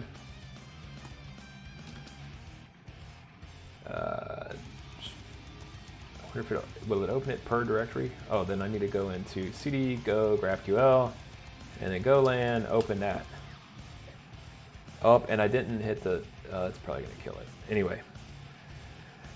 Yes, I haven't used Gentoo in like 8 billion years, since, I don't even know how old it is now. Is it like 20 years old, like Linux itself? What would I recommend to beginners? For beginners, I would definitely say go with a Debian distro, because you're probably going to find the most support and other people using it. And just go out and get like the basic Debian install, or get Ubuntu, which is basically Debian with some Ubuntu accoutrements added to it. There are, however, other Debian distros which are also super straightforward and even more familiar from like a Mac OS or a Windows perspective. Check out Elementary, which is another one that I use pretty regularly. And then Pop OS, which is the distro built on Debian that is great and built specifically. I mean, you can run it on anything, but it's built specifically for System 76 machines, which is a hardware company, or a company that builds computers and they specifically use Linux as their operating system distribution. So that's super cool. I highly recommend System 76. Their machines are a little bit pricier than if you just went and bought the hardware yourself, but you have a fully supported distro on the machine. In addition, you have they have drivers and stuff that they actually support. So like they have drivers and extra enhancements and good stuff, not like junk Dell puts on machines, or the old stuff that they always shove into Windows. It's stuff that you need, like good driver support and things like that with System 76. So whatever you get in their machines, they're going to support. So that's an excellent route to go. So yeah, my core recommendation would be to go Ubuntu, and if you don't have a machine yet, go System 76. They got a lot of options, laptops, desktops, etc. Pretty awesome. Was it bad for what? Set up Ubuntu and now has a lot of artifacts. Oh yeah, so Ubuntu is kind of like the Dell OS of Linux, because it has you get an Amazon bar and stuff like that, but it has a few other things that are just kind of nice. But really, just go with Debian. Just install Debian. That's the best way to go, honestly. You're going to get the minimal amount of junk that's in your way, and you're going to have the most commonly used, regularly supported Linux stuff out there when you search for things, like when you're trying to do installs or whatever. Do I know React Native by any chance? Like as a friend? Have I used React Native? Yes. Have I used it recently? No, I have not. Do I remember how to do things with it? Not really. I'd have to look it up. So let's just say we're faint friends. We're distant friends. We haven't talked to each other in a while. But I have used it before. So what else was I saying? Oh yeah, Linux. And then we're getting this. I opened this up in JetBrains Golang because at some point you want extra horsepower. For example, right now I wanted extra horsepower for my queries. Oh, let's see about the plugin options for this, because the plugins are probably going to be badass. Let's go to settings, and then plugins, and then where's the search? Oh, it's right at the top, right where it ought to be. And then GraphQL. Nothing found. Oh yeah, go in the marketplace. JS GraphQL. Install. Yeah, Nyan gets to working for me. Gets that installed. Oh, with new updates, you don't have to restart for every single plugin, I guess. I hope. Watch, I probably hit OK, and then it's going to tell me to restart. No. Indexing dependencies. Please, you do that, Nyan. Keep working. So now, I should be able to open this up. Oh, but what about this?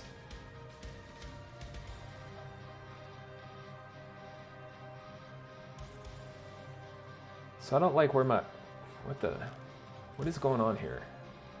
Oh, there we go. What is up? Oh, I need to actually, let's open up the terminal and let's do a git pull. Oh shoot, I wanted to git pull origin main. I need to git branch. Shoot, let's do this for a second. Git status git branch dash set upstream to origin slash main new stuff.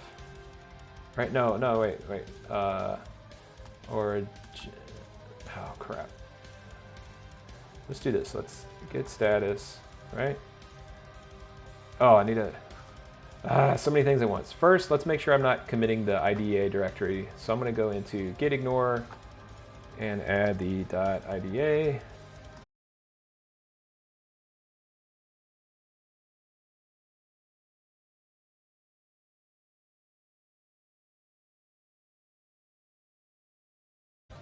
Oh wait, did it?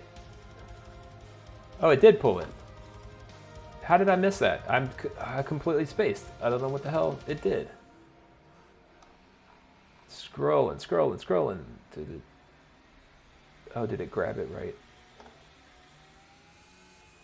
Weird. Okay, somehow I totally missed that it even did that. But anyway, so I'm going to add the git ignore file now, and just its changes. Git adding the necessary ignores.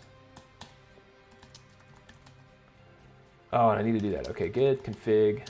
Like I said, this is literally a brand new machine. So let's do, global user.email.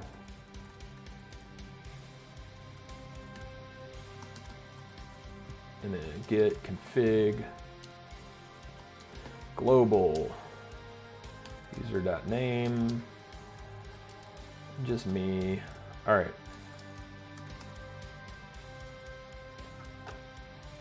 Yeah, that's what I'm running this in right now. This is a VM. I basically run everything in VMs when I'm doing development, except every once in a while on Mac OS. I'll do some development on a Mac, but everything else like Windows, Linux, and even sometimes Mac stuff is all VM, usually when I'm on stream, because I have to throw away too much of this stuff and restart from scratch when necessary. So it's best to, keep that stuff clean. All right, okay, so it ignored like expected. I'm gonna add these files. So this is gonna add the migrations that I've been doing. Didn't really need to add the executable. Just noticed I did that. So let's actually remove that thing. Then add that change, commit, adding migrations and adding migrations. That's the main thing we're adding. The other stuff really doesn't even matter. Clear, git push. Oh yeah, git push, set upstream origin new stuff. There we go. All right. Let's bring that down to a reasonable size, and then let's also go in and make sure. It's getting bright in here, isn't it? I'll fix that in just a second. I think I'll fix that in just a second. I don't know. I need to. What do we need to do here? We need to. Shit, I forgot what I was doing. Oh yeah, font. Let's fix the font in here. Okay, size 22. I wanted to kind of do 18. There we go. And then current editor font. This is what I need to fix. Yeah, this needs to be 18. Okay. JetBrains mono. Liberation mono. We might change that in the future, but right now we're going to stay with JetBrains mono. And then let's hear console font. Yeah, let's get that bounced up too, because it's a bit small. And I think we're good. Yeah, okay, so that's bigger now. Yeah. No, we ain't talking about no, don't send any politics right now. I mean, you can ping me on Twitter for that. I'm Adrian on Twitter. But if you send me any, I don't know. I wouldn't send me politics right now. Just send me stuff on Twitter. Twitter's for that trash. I'm trying to write code here. Just to say I'm against any fascist whatever. I'm against Trump. I'm not a Democrat. And I don't appreciate any of the shit that's been going on. So, you know, send me any politics, but that's the basis of where I stand. And yes, I have read the Constitution extensively, and I know the amendments, and I know what they mean. I've also read the Federalist and the Anti-Federalist papers, and I could go on and on and on and on and on. And like I said, I'm not happy with pretty much anything that's going on right now. But I ain't gonna go sign a bunch of rando petitions either. I don't have time for most of those, because you really need to look into what you sign. Some of that stuff would get you into a mess. What was I doing? Okay, all right. Anyway, blah blah blah. But yeah, feel free. Just send it to me on Twitter though. Send it to me on Twitter. DM me on Twitter. What? Okay, hold on. Did he?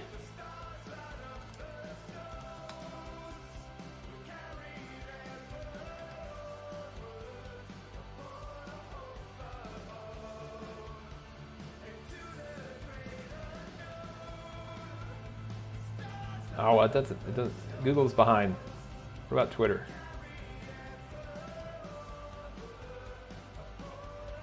Let's hear. It's the Debian version of Linux. Oh wait, I gotta answer right?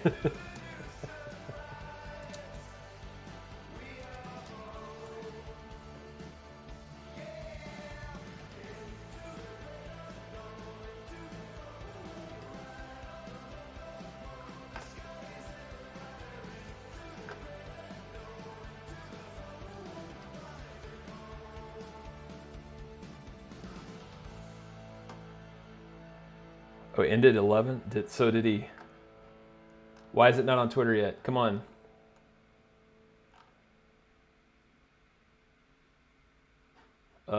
What?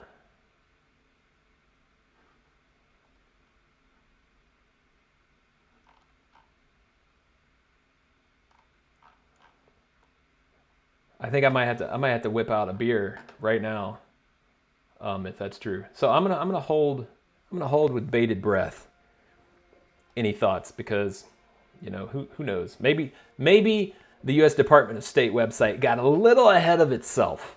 You know, I don't want to get too excited yet. I don't want to get too excited. And plus, even if he resigned, they need to make sure that he can't serve again. Because we know what Hitler did, right? 1923, beer hall push. And then 10 years later, what happened? Oh, he came and ran Germany and started World War II. So anyway, back to the code.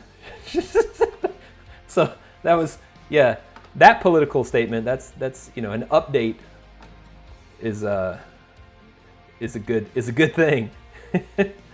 No, I don't want to delete it. I don't like deleting anything. That's why I said send it to me on Twitter. But yeah, so let's see here. Where am I at with this stuff? I'm trying to keep a thread here.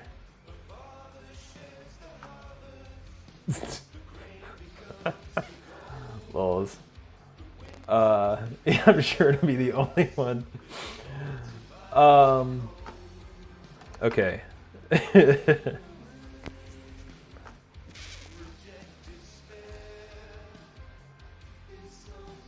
Let's hear. I'm Dark. Do I know you IRL? Just figured I'd ask, because I can't keep up with everybody's, you know, names on the Twitters and the stuff. Okay. I was gonna say, you did ask me about that, so you probably don't know me that well then. Yeah, but anyway, I appreciate you posting that. That's a pretty cool update. But I'm gonna just get back into writing a query here, and see if I can get comments to work. Ah, there we go.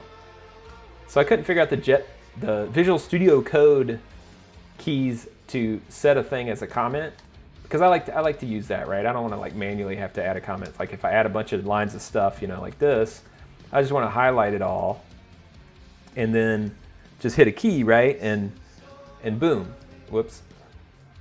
There, all of it's commented, right? And then I can go back in and hit the key again, and boom, it's all, you know, commented back out. In JetBrains GoLand, that's control slash. So basically, you know, control plus slash, those things.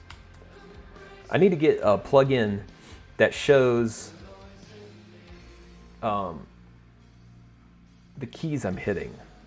I really should get something for that. But struggling on how to make custom checkbox. What kind of custom checkbox? Like in... Oh, did you ask me about the React Native? Yeah, I don't remember how to do that.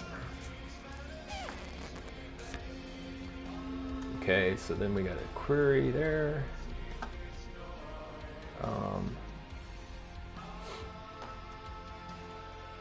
So if anybody else sees that actually go live though, let me know if it like starts to bubble up in Twitter for real.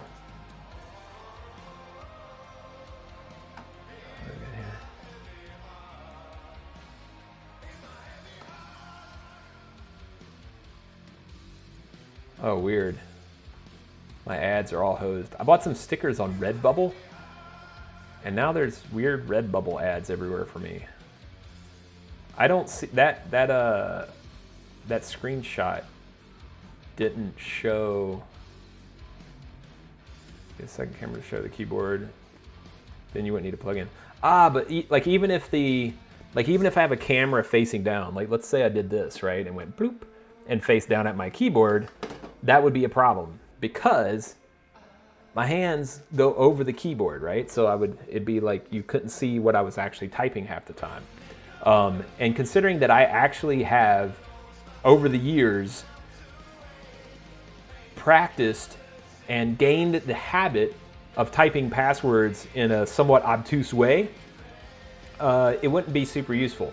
So I want one where people can actually see the keys that I'm pressing and it shows it on screen, so that whenever I'm doing shortcut keys, especially during refactors with the JetBrains tools, you can see which shortcut keys I'm doing, that I'm pressing in the editor, because those are pretty important. They help a lot when you're really trying to move through a heavy refactor, and that just like it, they quadruple your productivity whenever you're in something like Java or C# too, because you really need to do a lot of refactoring in those languages. It comes up all the time once your project gets any size, and it's super, super extensive.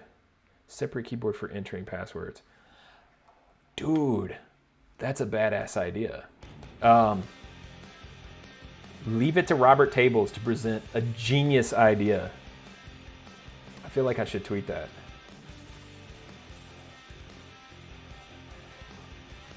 Genius. How do you spell genius? Oh, I've been contaminated. Genius idea. Dude, your disparity between your Twitch name and your Twitter name, let me tell you, has caused me so many problems. So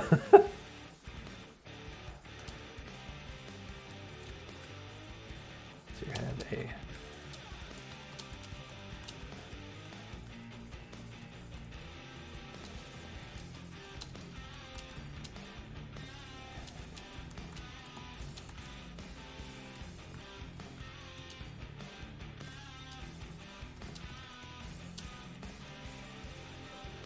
There we go. Oh, yeah.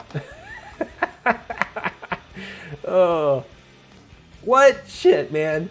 M-Theory-X on GitHub? Oh, dear lordy.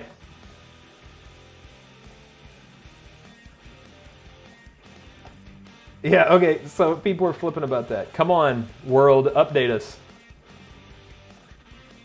Dude, if he resigned, that would be the first smart thing he's done his entire freaking administration.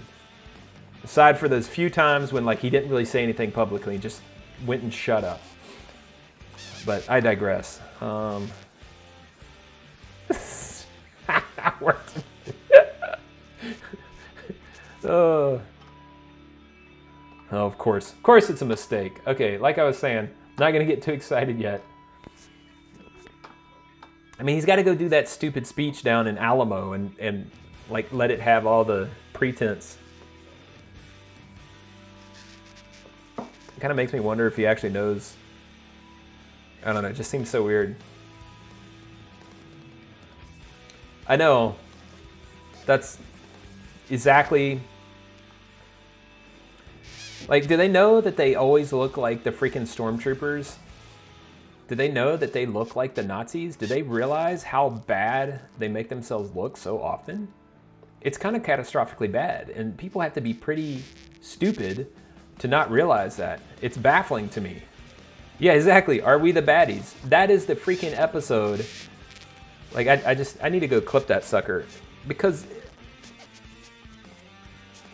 I try to communicate effectively with people, like here on Twitch, and trying to back up and figure out where so many of the advocates and followers have said, look, I'm talking about politics now, but anyway, like just in communication in general, let's talk about communication in general. It's so hard when there's such a disconnect, even on like tech topics or stuff, and you can't quickly figure out how to step back and retrace someone's steps when they're trying to figure something out or ascertain some information, or if they're interjecting and asserting something, right? Especially like in politics. And these days, I feel like there's a lot of disparity, especially in politics, but also in tech. It's quite difficult sometimes. Like when you're teaching things, like where do you need to step back to really help someone get back to where you are, like in a session or anything like that. It's not always easy because you don't know where they're coming from when they ask a question, right? It's super difficult. And I feel like I have been struggling with that more in the last week than the last 4 years, and more in the last 4 years than I have in the last decade. I feel like the disparity of information and available, like even in tech, I'm not just talking about politics, but in tech, has become such a significant gap from like newer generation where their starting point is very different than, let's say, the boomer squad that's been programming for 30 years now, but also doesn't even know how to use a computer at the same time, right? Like the differences are just, you just can't. You can't back up fast enough to figure out where you need to start from half the time unless you sit down and spend the time with people. And that isn't always available, right? Like it's really hard to do that sometimes. Anyway, yeah, so Twitter aside, blah, blah, blah. There's our GraphQL statement. Let's get back into here and write up some more of these things that we need. So this is this one. So, oh yeah, let's go back over here and let's actually go to to-do and let's check out relationships. Yes, let's add this. Oh, wait, so array, object relationship, to-do ID. So yeah, I want to be able to get the object to-do by to-do ID. Yes, so you get the whole thing there. Wait, oh yeah, whoops. I stopped it. I need to restart it from here. There we go. Hasura console. Boom. We should have that, right? Yes, I'm running it locally. Because check it out. I'll show you real quick. What you can do when you're out on where to go. This is I love this. It's a little confusing, and we're doing some pretty awesome stuff. I don't know how public it is exactly our plans yet because we're still at the inception point, but the idea is in here, this is the server, right, that's actually running out there on the web, but I go in here to my environment bars and I add this, I turn it off, so then like public facing people can't get to my console, right, and you get the boom, can't get to that, but that's cool because I can still run it locally as you can see here, and point it at that point, and it uses the APIs with like localauth to get to everything. And also all of these movements here are being saved as migrations in here, and the metadata is generally being saved. All this stuff is being saved, right? So here it is spitting the down and the up statements, SQL statements for the Postgres server. So really freaking awesome stuff. Let's bounce back over here. And then, oh yeah, I gotta get into the right schema. Get to do. Then go back into relationships. And then this one is gonna add, yeah, to do by to do ID for an object. And then I also want to, adding relationship, yeah, you finished doing that. And then to do this, there we go. Then add this one. And this is just gonna give me an array. So then, now I should be able to go back over here. And let me do this real quick. There we go. Okay, so to do, and then we're gonna do ID. To do ID if it's referenced, and then we're gonna do stamp, and then look at the to do itself, and then the details. And then we want to, let's nest it. So ID to do, well, basically the same thing.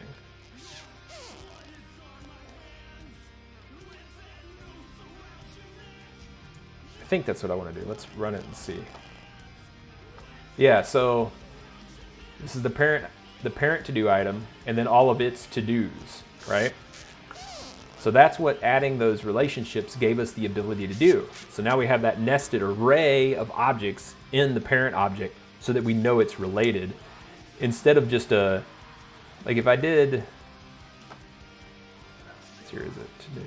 Yeah, so if I just did this, check this out. So you're just gonna get a flat list, and it doesn't show the hierarchy then, right? So that's kind of, you know, I want to be able to recursively pull up the tree of to-do items based on that relationship. So you have this beautiful now nested thing, which works quite well.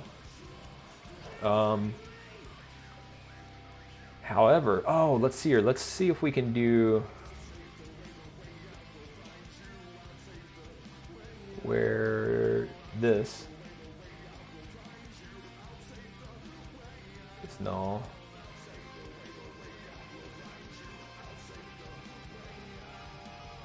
And I think then,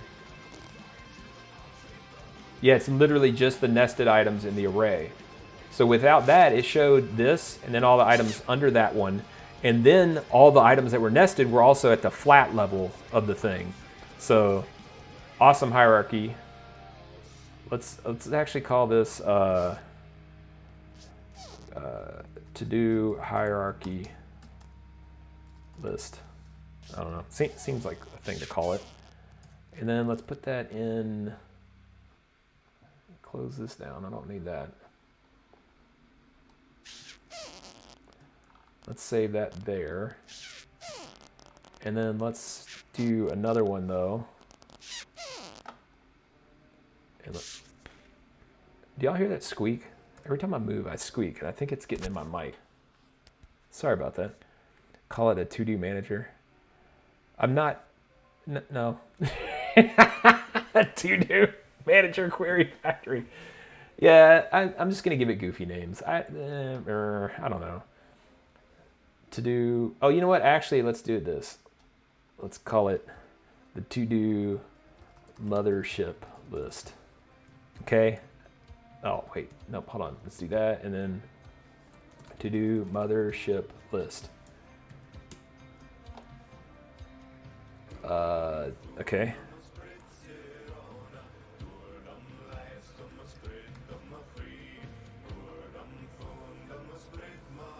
Well, what did I just, that's weird. I thought I had all of it highlighted. Okay, so that's the main one, and then flat list query. Let's call, okay, let's call this to do flat earther. Oh, flat earth. Flat earth list.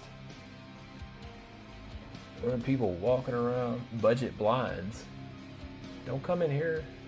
Sorry, people outside doing weird stuff. Had to, you know, check out things. So let's do that.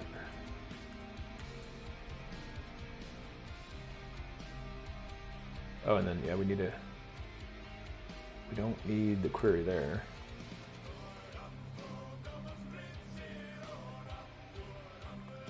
Yep, okay. So there's our flat earth query. So now that we've ruined patterns and practices of pattern standards. Yeah, mothership, exactly. To-do manifest isn't bad. Yeah, that's true. Oh, and hey, 10x Frogrammer. Oh, misbehaving. Yeah, it does. It's literally this cable on my headset rubbing against my mic right here. But whatever. It's because I have it running down the wrong side of the thing here. Oh, I was going to change it, but that isn't going to happen right now. All right.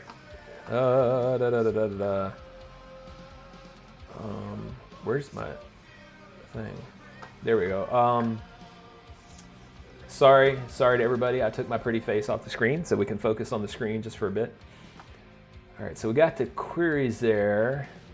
Now let's get one. Let's grab the to-do list here. We're going to add another to-do here. And let's call this a mutation. Let's spell it right. Adrian. There we go. Okay, and then insert one to-do. Insert, and we're going to do to-do. And then maybe the to-do ID. To-do ID doesn't have to be filled out. Wait, whoops, nope, I don't want to do that. I want to do object, to-do ID. Those are what I want, right? Yep, that's it. Oh, and then maybe details, So this one is add, get that, insert, GraphQL query. So just adding an item, and then let's add this. I don't have any details. And then the to-do ID is that. Okay, that is spectacular. I'm loving it. Okay. K. I keep saying that. So then what am I missing? Oh yeah, and then I need to do the. We'll get the ID back. And we need to get the parent. Let's get the to-do ID back too. No, because we're sending that in. Oh, let's get the stamp back, because that might be something we need.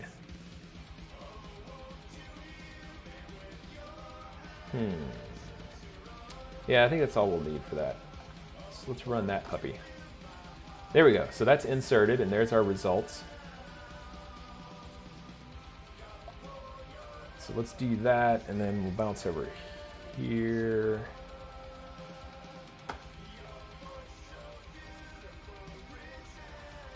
Mutations. Add a to-do item.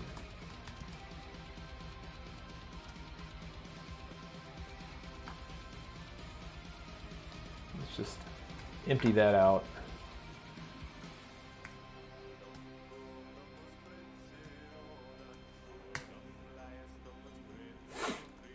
Okay. Rolling. How dare indeed.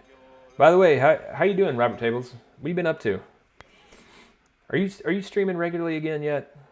I've been bad about watching lately. I've been wanting to get back into that, but I have a newborn son, so he requires, demands, and deserves lots of time. So he's been getting it.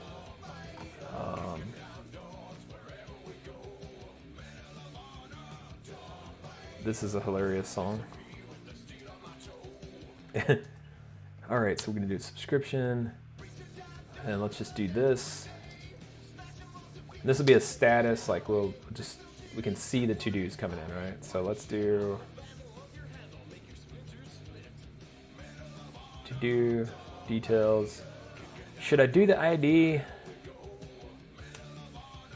I don't know, will I need it? I'm trying to think, like, would I need it? Would I need it? That is a big question.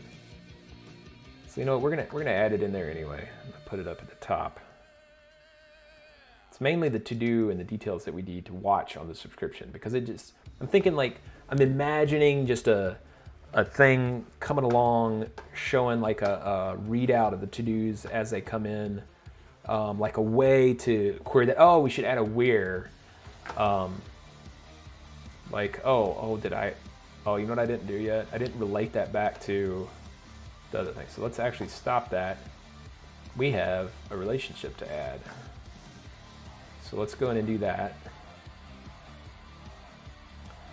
To do needs add new column. Oh, first let's add a user. I'm gonna add me, right? Adrian.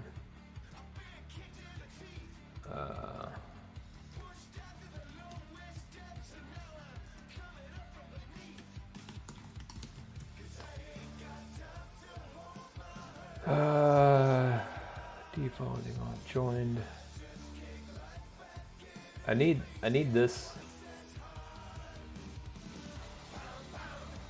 Oh, I wonder, I bet I could add a function that would do that. What? What? Oh, no, let's make it null. This is gonna be, oh, okay. What? Oh, well.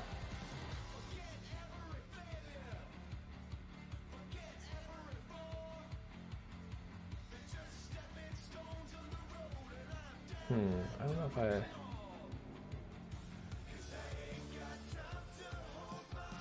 Okay, we're going to try that again. So, internet version code.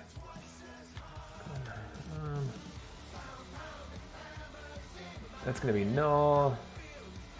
And this is going to be, oh, that is the format. Duh. So let's do 2021 01 11.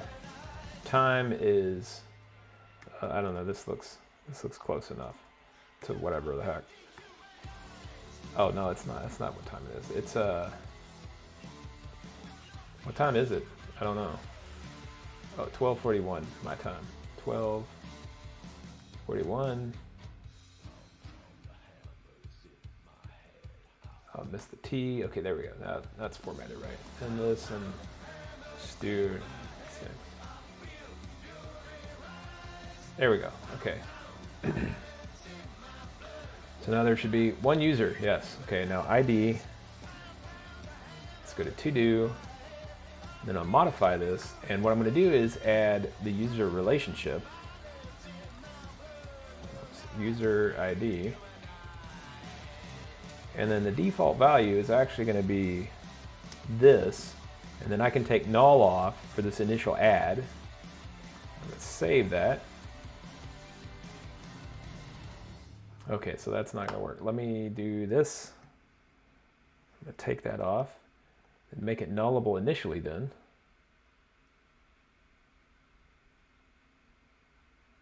All right, sweet. Okay, that added it.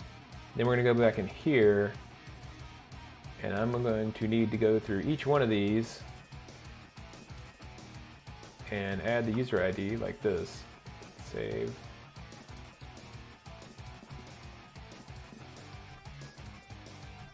How do I, oh, right here.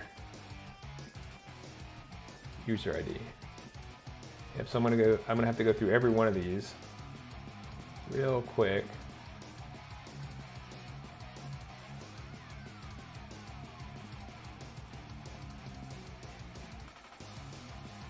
Should just take a few seconds. Bear with me here. Yes. Have you done this stuff with DynamoDB before? I have used DynamoDB, but I have not used DynamoDB with Hasura. Does DynamoDB do a Postgres interface to be able to connect? Because it needs, at this time it's Postgres only. It will soon be MySQL, SQL Server, a bunch of other stuff. But right now, it's just this. Oh, what did I do? I think I broke. Oh, no. There we go. Man, the neighbor's got people driving on my damn front yard again. I feel like people in Seattle wouldn't do that, but clearly I was wrong. I don't know what it is. In Seattle, people park on sidewalks and lawns all the time. I don't get that. I don't understand why there's some compelling interest to park your shit on your yard. In Mississippi, it was because people simply didn't care. But here, these are like nice yards. These are freaking expensive places. But anyway, I digress. I don't know, whatever. Do whatever you want. I've been to some cities where people park on yards and stuff, and then other cities where they don't. Like in San Francisco, they park on sidewalks. Like in the city, like there's nowhere to walk. And so you got people like that are blocked, not able to go down the sidewalk. It's stupid. I don't care if they're on my lawn. If humans are on my lawn, I don't care. But if they park, they destroy stuff. Like they just drove over my tree, dude. Like it's basically dead now anyway, but damn it. I gotta go plant a new tree every time some jackass wants to park on the side of the road, they pull off and run over my tree? Tired of them destroying my shit. I mean, at least do something cool. Set off a firework or something, you know? I don't even get anything out of it. It's just stupid. Anyway, enough of my personal problems. This is why I don't like living in a house. I'd love to live in a condo, like up in a tower, way up high in a city. I used to do that, but I don't do that anymore. I miss it all the time. Okay, so here we go. We got to do, we got the user, and we have those all tied. And we also need to check the relationships. Oops, maybe go to this one and then check this relation. What? Foreign key. Didn't I just add the thing with the... Oh, maybe I need to add... Oh, yeah. Here we go. To do from ID to user ID. Okay, now we're making headway here. What? Oh, come on. Do I need to go to... I always get these things backwards. Sometimes you need to... Yeah, let's add the foreign key this way. So go to user, and then it's going to go user ID to... Oh, yeah, this is the way I need to go. I get them turned around all the time. It's my dyslexia / ADHD just hits me broadside all the time. So that's cool though. We should be able to go back here now and do a subscription again.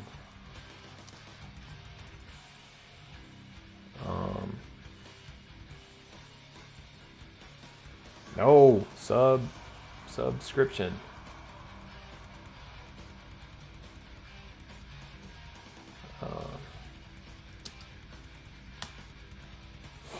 There we go, so subscription, and then we're gonna do ID, to do details, where,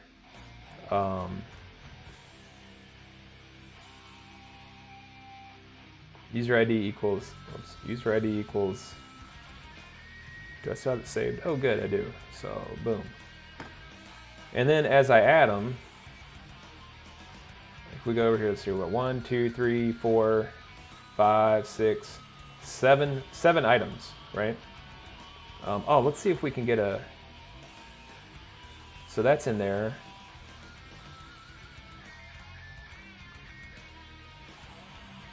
It's aggregate, distinct on, offset, order by. No, just like...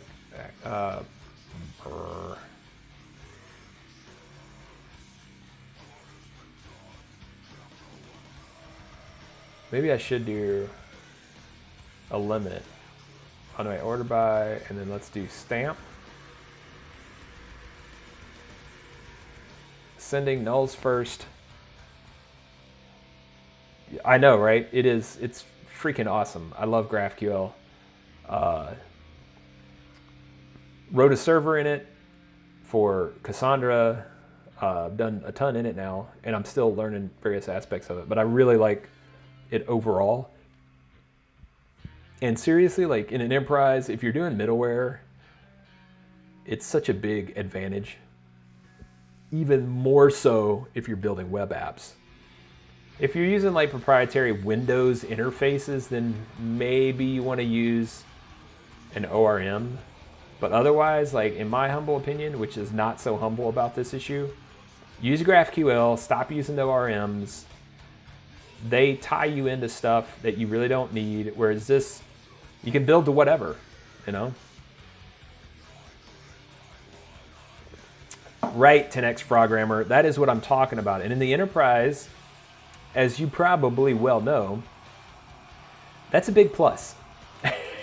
Because sometimes you don't want people to have to speak to each other more than they already have to. Like you want to minimize communication and maximize understanding. So let's say nulls first. Well, there is no nulls on stamp, so I'm going to do ascending. And then what does this want me to do? Oh yeah, I need to do. So should I do this? Is this how this is going to work? No. Oh, I don't. Hold on. Let me. I don't want bookmarks. I want to paste there. Okay, then what am I putting in here? Yeah, so this aggregate, and then I got to put something. Oh yeah. Count. Okay, duh. Why is this? It's kind of that formatted weird. So I think let's stop and then let's do this. It counts on every one of them. 6. Oh, it counts the ones nested in it. Oh, and then maybe I want to do, let's get crazy here. Let's do this. And then, oh dear. I feel like, yeah, to do ID, no, oops, wrong thing. I want to go here, where,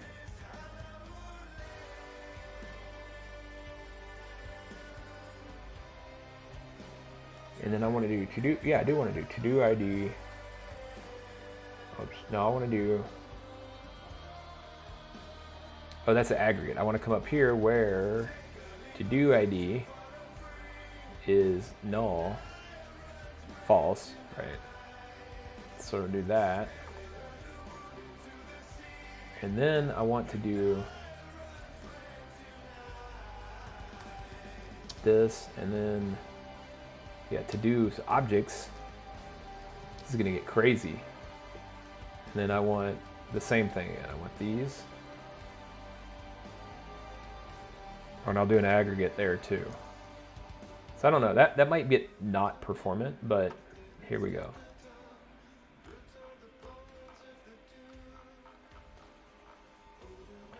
Oh wait, no.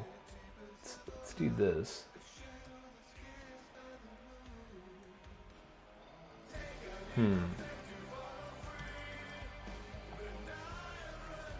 Okay, hold on. Let's look back at my other query I did. So I did this, and then this one gives me the clean list, right? Yep, okay, so let's grab this, actually. Go back over here. Can do that, and then this. There we go. And then run that. So that, yeah, okay. So that should put them in their appropriate hierarchy and then display them when they get added. So I don't need that. To-do details, stamp. Yeah, this. And then this needs to be order by stamp. And then this. Let's do order by here and stamp, ascending, right? Boom, boom. Yep. So that's probably going to become a bogged down query when it gets to be a lot of to-do items, but pretty slick as it is. So let's take that, and then I'm going to put that in the code here.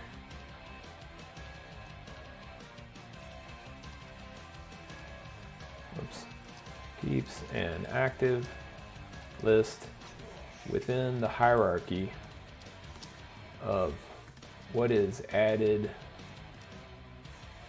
per subscription. Oh yeah, we needed to do, I forgot to do that. Let's hear it.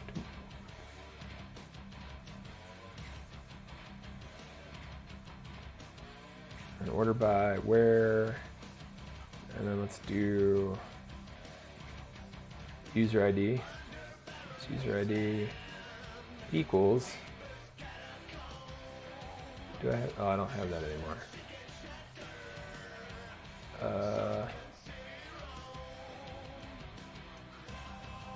Let's do that real quick. And then we'll do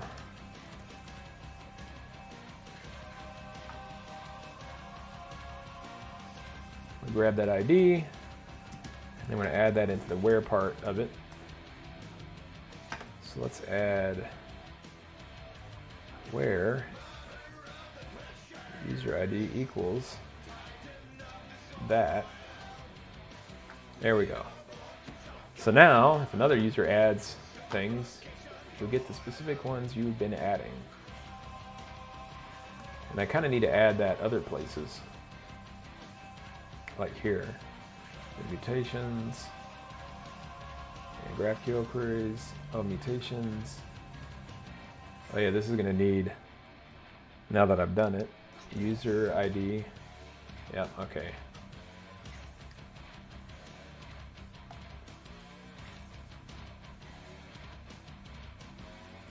And this, let's put that in there. And we'll just use this to very simply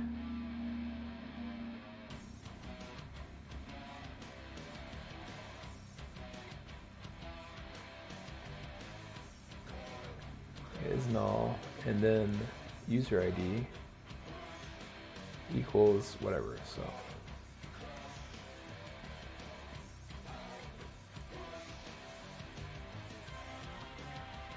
sweet. All right. The worst dev on Twitter. Store. What is this one? Let's take a look at that. Let's see here.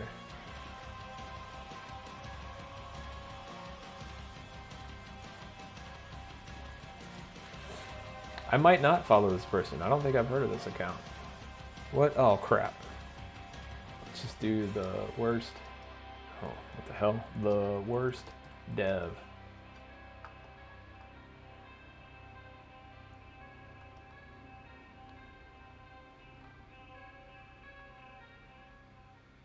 The worst RPG dev. The Kurt Kemple. Do you have the link? Because I don't know. I don't know where the thing is. Did this happen?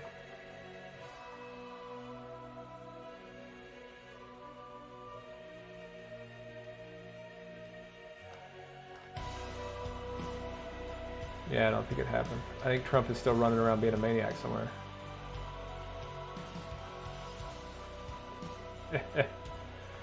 Oh, too crazy. Yes, indeed. Yes, indeed. All right, so we got all this good stuff. Oh, it is Kurt Kemple. Okay.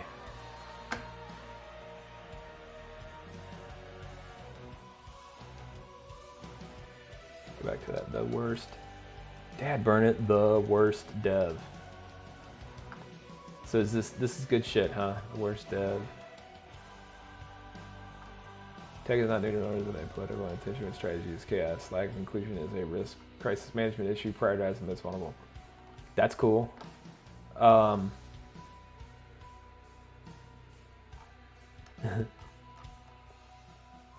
where did you say start?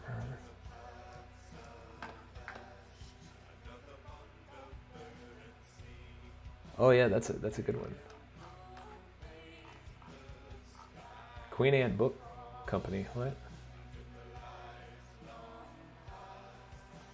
We have a Queen Anne. I don't know if we have a Queen Anne Book Company though.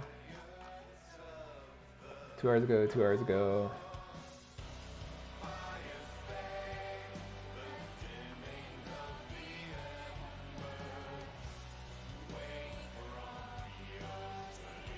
fetch res.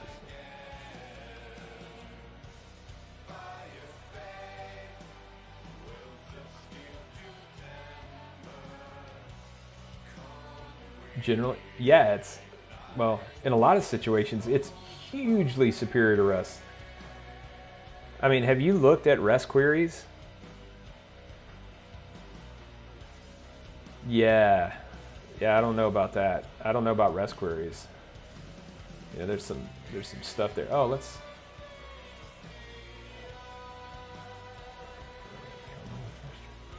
Oh yeah, I'll follow them for that. That's cool. All right, so back in here. All right, did a little twittering among things. Things are a-flowing.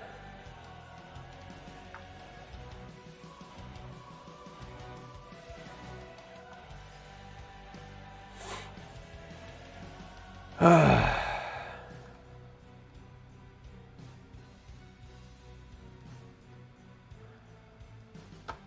I feel like screaming about politics, but I'm not going to scream about politics. I'm going to stay on task here.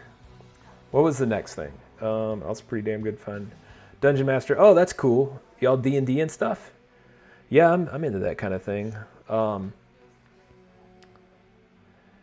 did the Trump thing. Oh, is that what it is? Is that what they're finding out? I wouldn't doubt it. It's freaking hilarious. I mean, if I can't imagine if I was a staffer. I mean, I couldn't deal with his level of dishonor and disrespect for the country, and I'm a pretty lenient person when it comes to that. Like, but in the president's seat in the White House, that's not acceptable. He needs gone so soon. He shouldn't have never been there. But anyway, yep. So, next steps. So we got all that running. Oh, Go. We're doing Go. But this is so it's 1 o'clock my time. It's a good thing I'm on the West Coast out here. All right, so let's pop that down, and let's see here. This get status. Oh, you know what? Let's is it Control K? I think yes. Here's the interface in Golang. New non-mono commit interface available. Commit from a tool window and view diff in the switch to tool window. Oh, nice. So new interface. Got it. Yeah, I don't want to go to the old one. This is cool. So let's add the unversioned files, and we want to add these GraphQL, at least for now. Maybe later we'll do that. And we can see that some of the metadata has been added to the tables directory. That's for the Hasura server, so it keeps those relationships and everything. And then let's get a commit message in here. Adding latest migrations, metadata, data, and sample queries. Queries. In GraphQL files. And then I'm going to commit and push that, and that should bring it up. Yeah, I know there's warnings. Let's look at them just for fun. Unknown insert. Oh yeah, right, because you're not connected. We'll do that later. Because I know the GraphQL interface in here is pretty badass when it comes to like actually querying from this interface. We'll take a look at that anyway, but Hasura is just faster. It's faster to get up and running and use that GraphQL interface in there to do this. So yeah, let's go ahead and push that. Commit and push, yes please. What? This is a modal dialog. It said, oh, this is the push modal dialog. So that's happening. Let's pop back over here, and I'll show you something that's badass. So in here, these like 4 things, the prettify, history, like these are the things, you know, that we've been running, right? So remove history, remove explorer. That's of course this button, right? But let's remove that. Then prettify, I guess that formats it. I've never really thought about it. Copy, of course, copies it. But then you got code exporter. You go over here and you can say like, all right, you want server-side usage or you want async await? And you got JavaScript and TypeScript. And you can use fetch or React Apollo. So if you're using React, the client-side library, then good to go. You can use that code. And like, let's do this. And then let's just use fetch. And then, oh, it used to put it right here. So that actually looks like, I just copied it.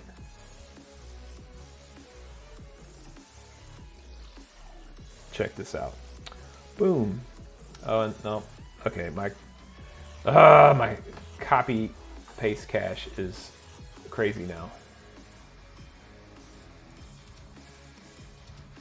No? Okay, it's completely dorked up. Why is it completely dorked up?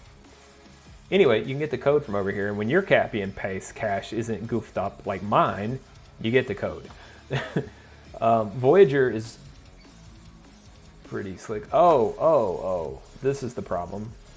Duh. I killed it, didn't I? Of course I did. Because, yep, genius. I'm a genius. Watch out. Watch out for my geniusness. Why? Come on. Why can't I type in this terminal? Oh, I need to finish doing the thing. Well, anyway, whatever. Let's do that. Let's do this. Yeah, there we go. Okay, then, is it that? It brings up the terminal. Where's the shortcut key? Control T? No. Dad, burn it.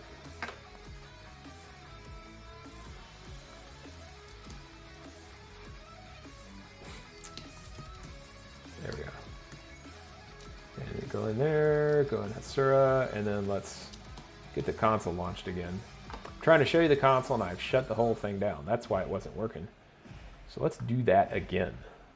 So we'll go into history. We'll go down here to my query. Actually, let's go to subscription. Oh, that's not the one I wanted to do. To do mothership. Yeah, to do mothership. That's a good one. So we run that. You know, we get all this stuff in the appropriate nested hierarchy, right? And we want async await. Oh, and there's the code. You see it now.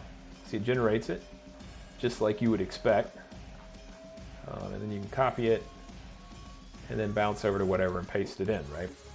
If you move over to React Apollo, there it is. If you wanted to look at TypeScript, there you go. So super useful feature.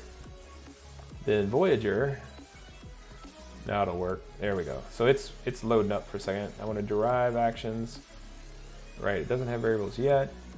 We'll talk about that later at some point when we're doing some stuff. And then analyze actually shows us our query, right? So that's a super useful thing to see how many levels of selects that we have. When we're having any type of performance questions, you definitely want to bounce into here. But also just in the Voyager, I clicked on Voyager and whoops, well, it already loaded. Load over here. There we go. This shows, zoom in, the relationships back and forth of all sorts of stuff. Basically the metadata, right? This is the metadata of the Hasura server. Pretty intense, as you can see. Just with a few tables, we have all these back and forths, okay? And those are those relationships that give us either arrays or objects based on the entities within the GraphQL queries. So you can derive certain types of information. It's really useful to be able to get into the schema of what's going on from the Hasura metadata side of things with this. Let's see here. One of the other things, I'm gonna go in here. I'm gonna actually export the metadata. There we go, I'm gonna save that. And then, let's bounce into the terminal here. I'm gonna close that. And let's clear list, CD desktop. Oh, that's not where I put it. CD downloads. There we go. By the way, everybody, if you haven't followed, jump into the pit. And come learn about coding and come help me code all the time. I'm on stream all the time. I will be. And I'm gonna be on the Hasura channel, so go check out Hasura HQ on Twitch and follow the Hasura HQ channel. On Tuesdays and Wednesdays, we stream live various topics, all sorts of things. We're going to start having guests on there and stuff too. And we're going to be talking about, as you might expect, GraphQL, GraphQL servers, etc. All right, so there's the metadata. So let's move Hasura blah blah blah to where am I at? Go and then Hasura. Actually, let's move it there, huh? Metadata JSON.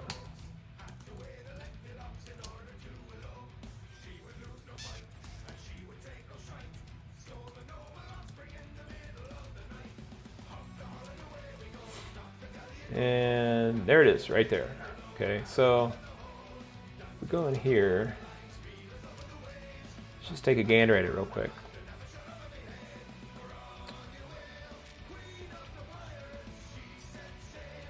This is such a groovy song about pirates. So there's the metadata, extra metadata around the to-do, by to-do ID, and the to-dos. So you can see the object and array relationship for the metadata of the Hasura server.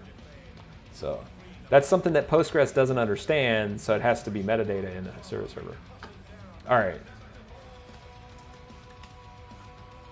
Alrighty. Next thing's next.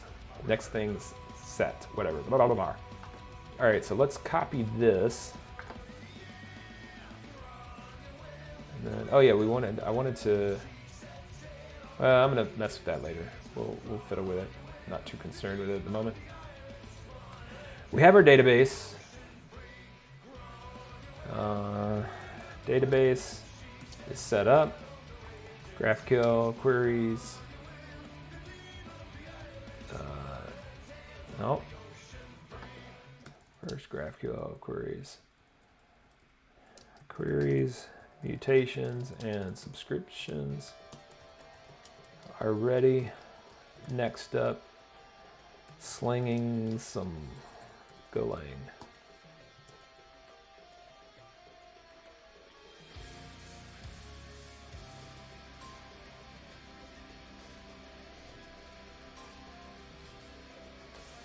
All right, so at this point, shipping to Boston's my go-to angsty get things done soundtrack. Seriously, right? That's freaking, I love that song. And let's merge our stuff. New stuff, yeah, whatever. I'm not even gonna waste time. I'm just gonna merge it. Merge that pull request.